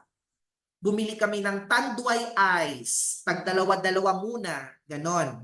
Tapos may mule, and so on. Lahat ng liquors, pati wine, bumili kami. Pero hindi ganon kadami. Because we want to position our store na liquor store. Tapos may bumili, meron kayong Ginebra San Miguel, ay wala kaming available, Tanduay lang ang meron.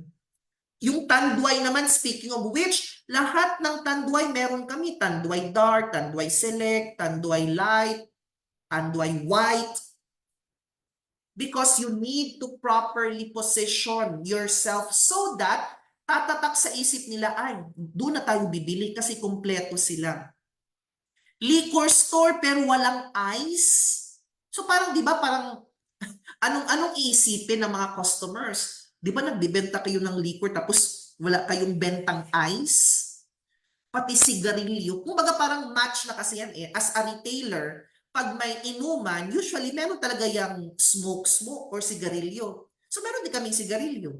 Meron din kaming bentang baraha. Kasi I'm sure baka while they are enjoying their liquors, gusto nila mag-play ng cards. Yan yung ibig sabihin ng brand reputation and brand positioning. You need to align your products with what you are offering to the value that you really want to offer. Okay? Now, let's proceed to price. Ito yung iba't ibang pricing strategy na pwede nyo i-consider. Ang pinakamadali kasi sa atin yung cost plus pricing. Yung pinaka-common yung cost plus. Ang ibig sabihin, parang pag sinabi natin cost plus, kunyari, binili mo yung item ng 15 pesos. So, dadagdagan mo lang na 15 pesos ang cost ng product, binenta mo ng 25 pesos. Yung profit mo doon. And so, ang ganun lang yun. Di ba? Usually, ganun kadali. Pero meron pang other pricing strategy na pwede nating makonsider. In retail marketing, yung price is the amount of money na babayaran ng customer para makabili siya ng product or maka-avail siya ng service. Di ba?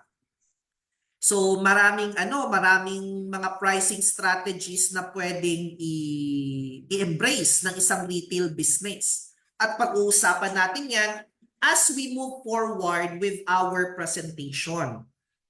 Now, you need to set the right price point. Meaning to say, you need to choose a price na kung saan ang customers are willing to pay. While also making sure na ikaw na retailer or yung owner, mako-cover din naman yung cost na nagastos mo at saka magkaroon ka talaga ng profit.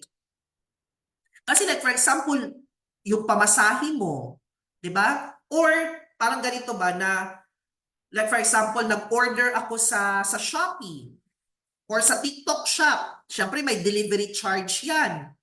The delivery charge will be included in the computation of the cost of each product that I am going to sell. I need to make sure na mako-cover ng profit din yung delivery charge na na-charge when I purchase or order the products. So you need to set the right price point. Magkano ba yung i-charge mo sa bawat cup of coffee na i-offer mo if you have a coffee shop? So ibig sabihin you need to identify cost consideration, no? You need to think about how much it costs. Magkano ang nagagastos mo every time you are making a cup of coffee. Tapos, pwede mo rin i-consider sa coffee shop mo sa pricing ng bawat cup of coffee mo yung value. Kumbaga, how much customers are willing to pay. Kasi di ba ang una mong ginawa,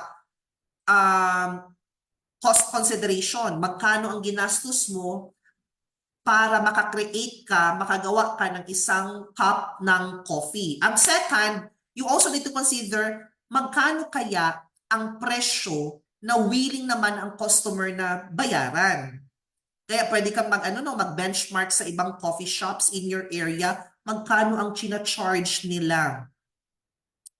And of course, sa pagpipresyo din kasi, you also need to think about what other coffee shops in the area are charging. Kasi if your prices are too high compared with your competitors in your area, customers might choose to go to your competitors kasi mas mura sila, di ba? And I notice also here, kasi sa aming retail shop, no? Kasi merong bumili sa amin dati na mas mura daw kami ng 10 pesos. So maganda na yung reputation namin, no? Tapos kunya tinanong nila, magkano yung ganitong product? Tapos sabihin namin yung price, 140 ay buti pa dito kasi dun sa kabilang tindahan, 150 sa kanila. Pero naiintindihan namin kasi sari-sari store yun. Kumbaga hindi naman sila specialized on a specific line of product eh. Siyempre dahil liquor store yung pinopromote naming brand, as much as possible, ano din kami, affordable as compared with the sari-sari stores na nakapalibot sa amin. So setting the right price point. So eto yung mga pwede ninyong i-consider ha. Number one, competitive pricing. Ibig sabihin, you are going to set the price of your products based on what your competitors are charging. So ibig sabihin, magbe-base ka ng price mo sa presyo ng competitor mo. Ito ang ginagawa ng mga online sellers. Yung mga online sellers na kumukuha ng mga items sa mga bodega. Di ba yung nakikita natin nagpo-post palagi sa Facebook marketplaces? Usually, the price, the selling price of their products are also based kung magkano ang charge ng ibang competitors. Yan yung ibig sabihin ng competitive pricing. You need to look at what other businesses are charging. Kung similar naman yung products na binibenta ninyo, and you will decide how to price yours in comparison. Kasi ang mangyayari niyan, ang mga customers niyo magkakaroon ng comparison, di ba? Iko-compare.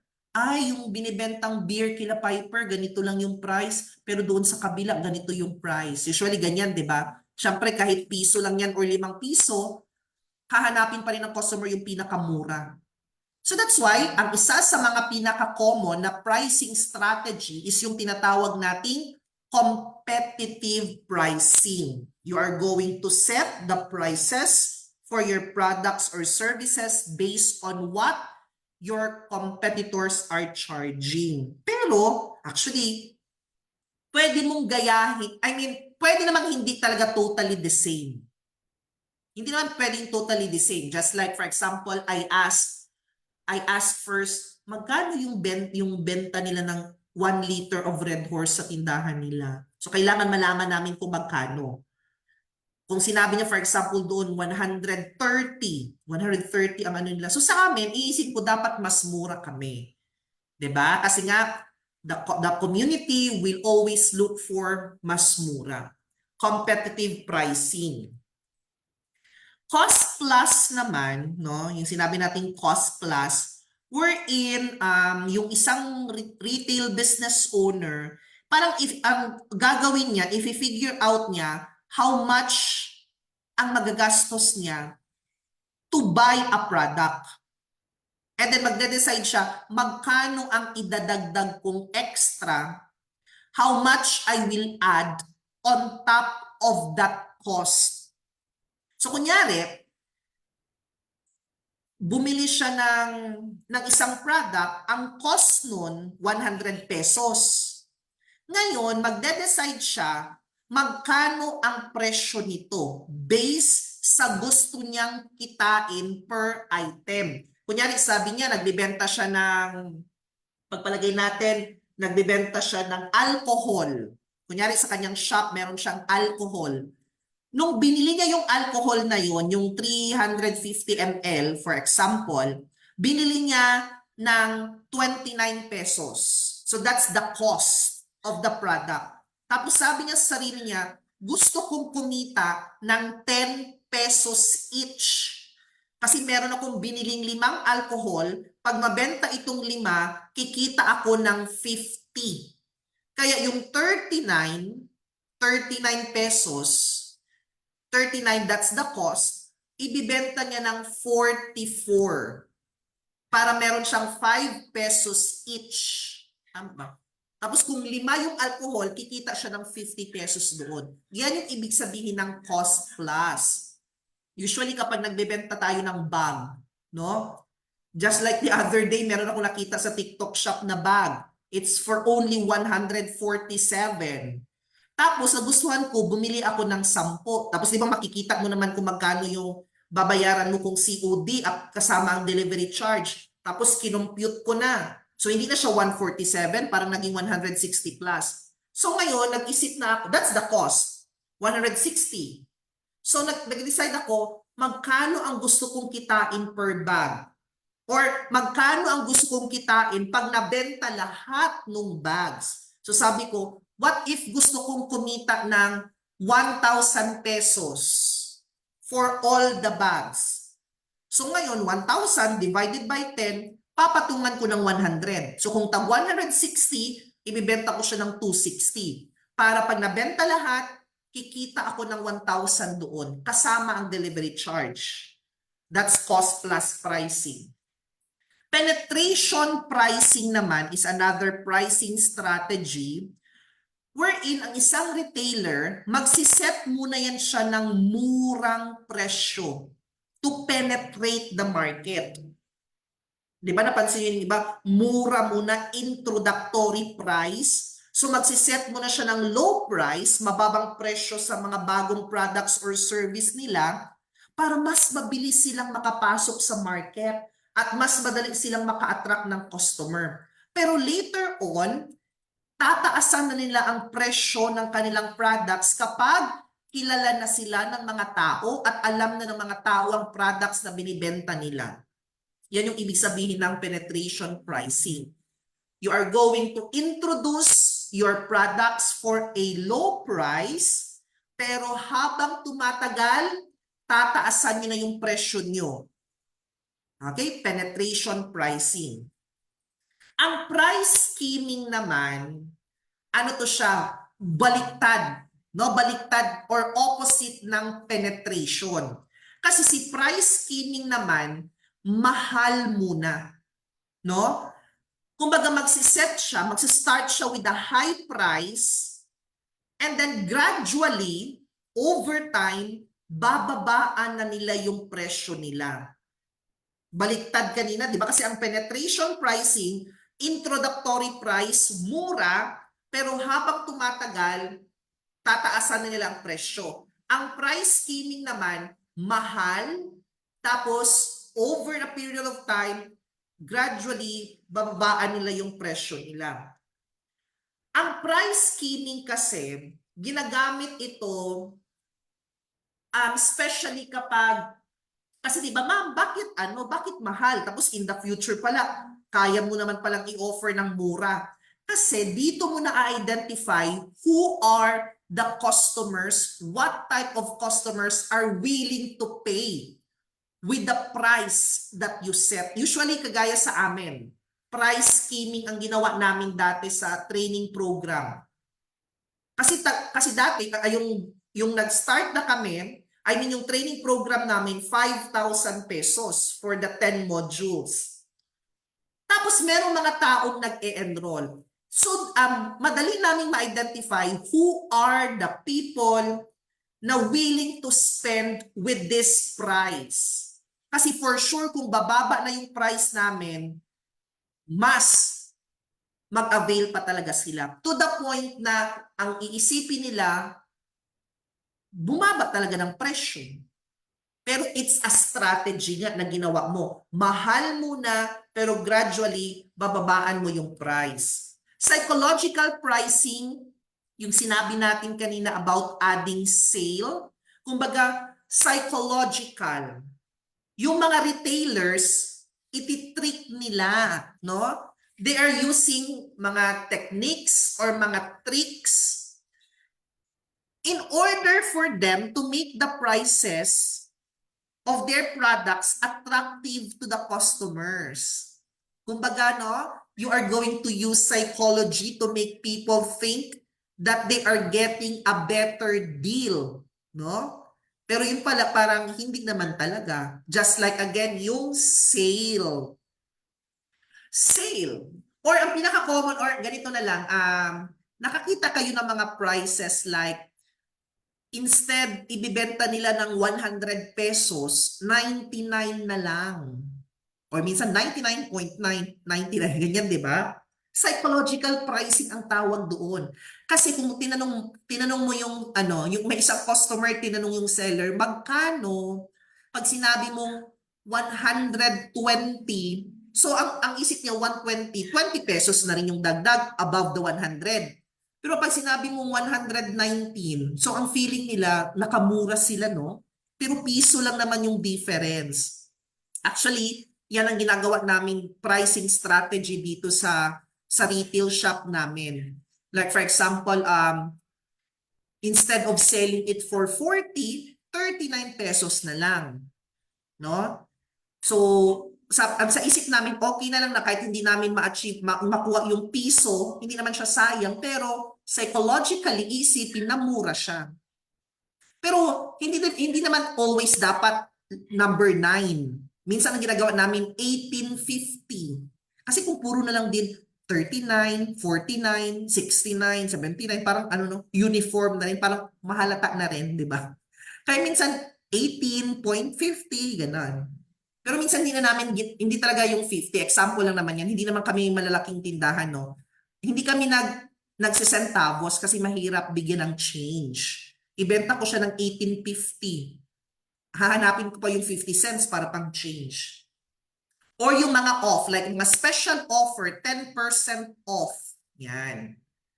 Or yung mga anchor pricing. Ang ibig sabihin ng anchor pricing sa psychological pricing, no? Kunyari, merong dalawang products. Yung isang, pareho silang product, kunyari pantalon, parehong pantalon ha. Yung isang pantalon pagpalagay natin, 499 pesos. Yung isang pantalon, 699. Ngayon, pag sinabi nating anchor, from the word anchor, parang ibabundle mo sila. Parang ganyan. Kumbaga, you are going to put the higher priced products next to the lower. Ang tendency, di ba, parehong item, parehong pants, na magkaiba ang brand. Yung isa 499, yung isa 699. Di ba ang tendency, yung pantalon ng kabilang brand yung bibilhin mo? Because it's mura. You are most likely to choose the 499. Kasi pareho lang din naman silang pantalon, di ba? Psychological pricing ang tawag siyan. Dynamic pricing, yung mga retailers, they change the price of their products depende sa, kumbaga parang, how many people will buy them. Nag-change ang price from time to time. Parang kagaya ng mga gasoline station, di ba? Pag ang gasoline station, paiba-iba ng price on a weekly basis. Di ba? Every Tuesday, mag-change yan sila ng price. Dynamic pricing yan.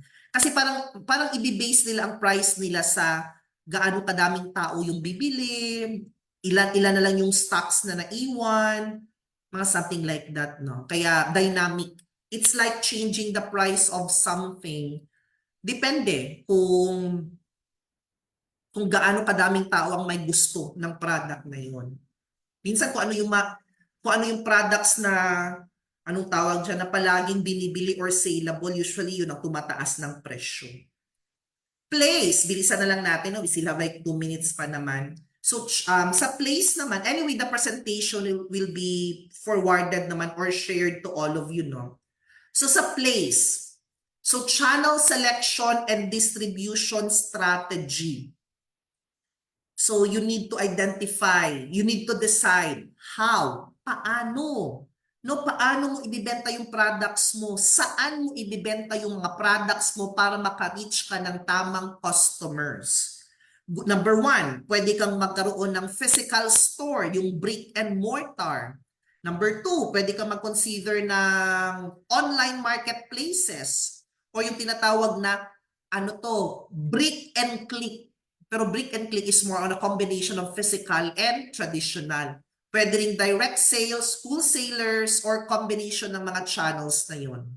So depende kung paano mo siya i-distribute. Location and store layout. Yung physical store ninyo dapat located sa mataas ang foot traffic, no?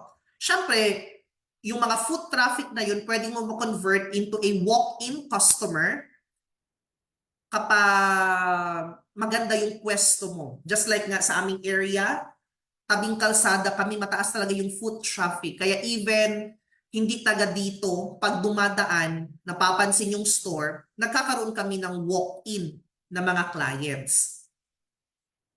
Okay, so tapos you need to choose the right location, yung foot traffic, pati yung layout ng tindahan, no? The store layout, yung setup ninyo inside, dapat maayos din. Kasi syempre kung pinapayagan yung pumasok yung customer, dapat yung kanilang experience, yung kanilang journey inside your store, hindi naman sila masyadong ganun mahirapan.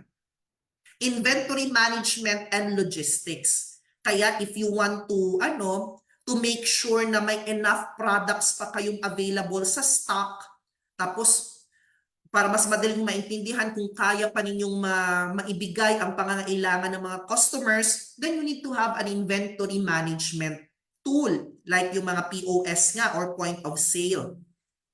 You need to make sure that you have enough para yung enough ingredients, no? Kasi baka naman may burger shop ka pero wala ka na palang mga tinapay available or burger bun. So dapat meron kayong inventory management and logistics system that's part of consideration sa place.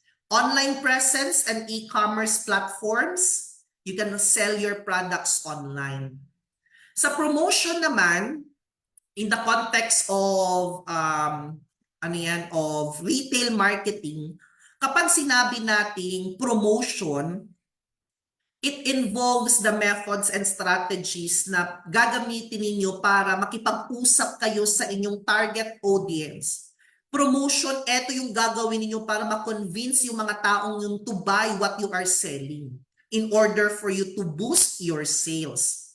So ang first na pwede yung gawin under promotion, yung integrated marketing communication. So you need to put together all the different ways, no, na pwede kayong makipag-usap sa inyong mga customers. Kumbaga, it's like making sure na everything works at its finest. Parang something like that. Kunyari, meron kang coffee shop. Tapos you are planning a promotion to launch a new specialty coffee blend. So ano yung pwede mong gawing marketing communication? Number 1, advertising. Number 2, pwede mong i-utilize social media. You can also do some email marketing or even inside your coffee shop, pwede kang mag-set up ng display like near the counter with the samples of the new coffee blend na gusto mong i-offer sa mga customers na pwede nilang i-try. And of course, kailangan i-train ang mga staff. No, you train your staff to talk to customers about the new coffee blend that you are offering. Creating brand awareness and differentiation. You need to make sure that people know about your brand. Tapos yung mga taong yun, kailangan maintindihan nila what makes you special as compared with others. What makes you unique? What makes you different? What's your unique selling proposition? Promotion will also dapat maka-establish ng relationship, no? Yung stranger ma-convert dapat into a customer. You need to create connections with your customers. Kailangan maramdaman nila na they are that they are valued, that they are appreciated. Since you are trying to make friends with them, kailangan mag-build ka ng relationship sa kanila para balik sila ng balik sa tindahan ninyo. Okay? Measuring and evaluating effectiveness, this will be the last. Ang ibig sabihin, kapag nagpro-promote kayo, meron kayong mga promotional activities na ginagawa, you need to identify its effectiveness. Nung nagsimula kayong magbigay ng flyers as your promotional activity, may bumalik ba?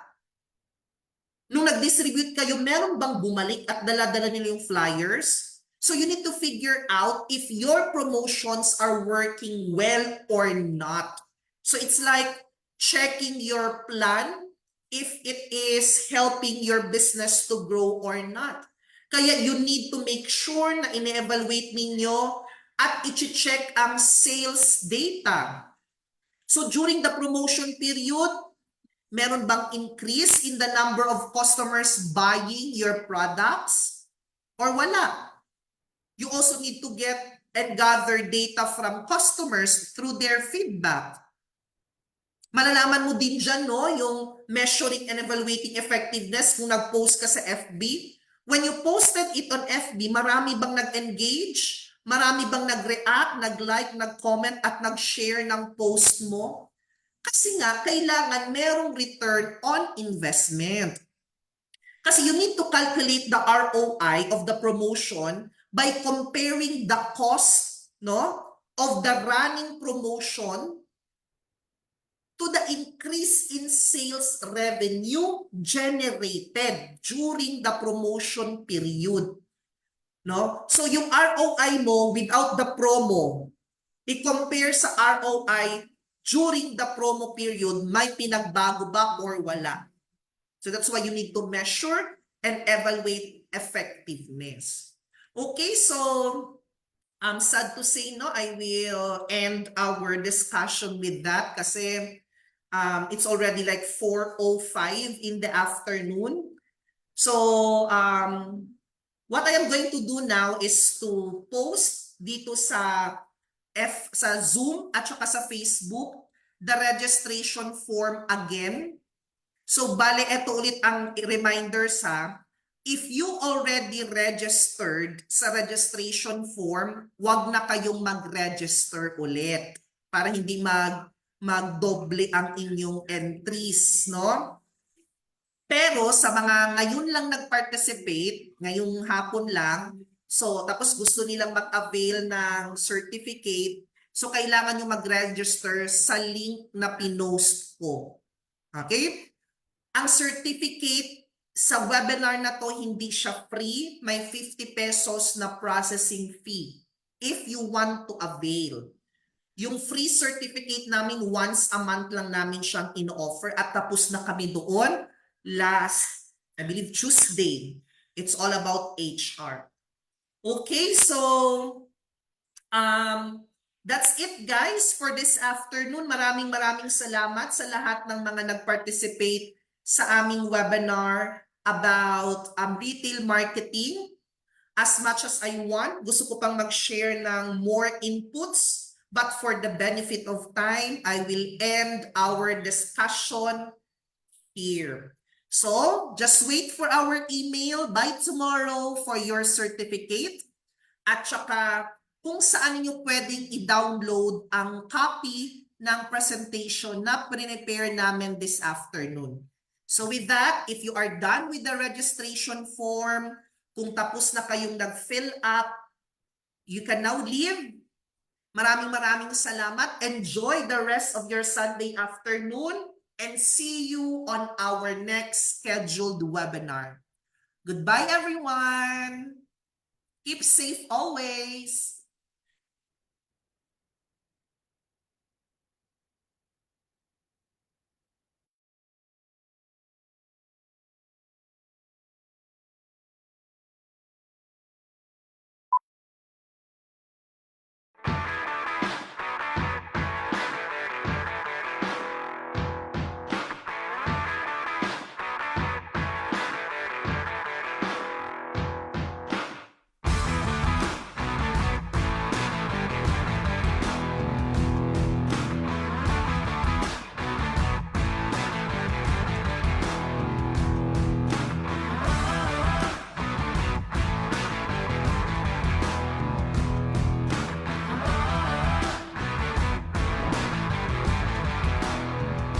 Let's all welcome Miss Piper Labwang.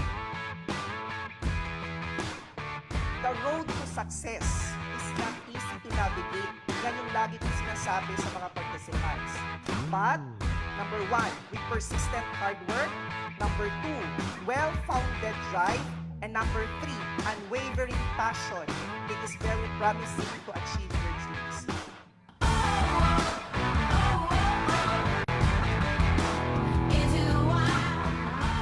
That you might be considering would be the cost. It's part of your capital outlay. Learning is always part of your capital outlay. Let me leave this thought to you right now. If education or improving is really expensive, please don't forget this. Try ignorance. You will never go from there.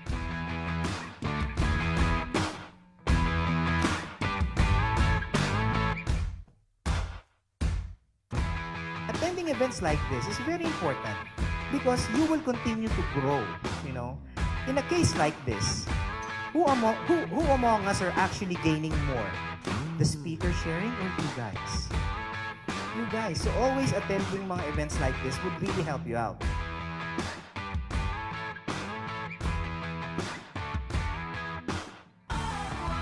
Your future is created by what you do today.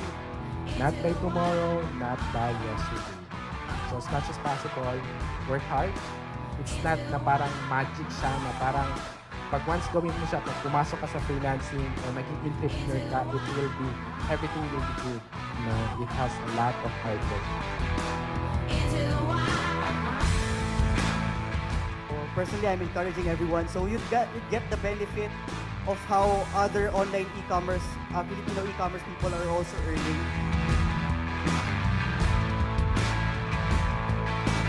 I encourage you to use Payoneer because the savings, you get to go to Singapore. Click on refer a friend, and then when your friend earns $1,000 in Payoneer, both you and your friend get $25. Easy as that. We connect 500 airports globally in 22 major hubs. So we serve more than 220 countries. There's only 12 countries that we don't serve. We serve North Korea. So baka lang may mag-order, kaya namin siya padala doon. Okay?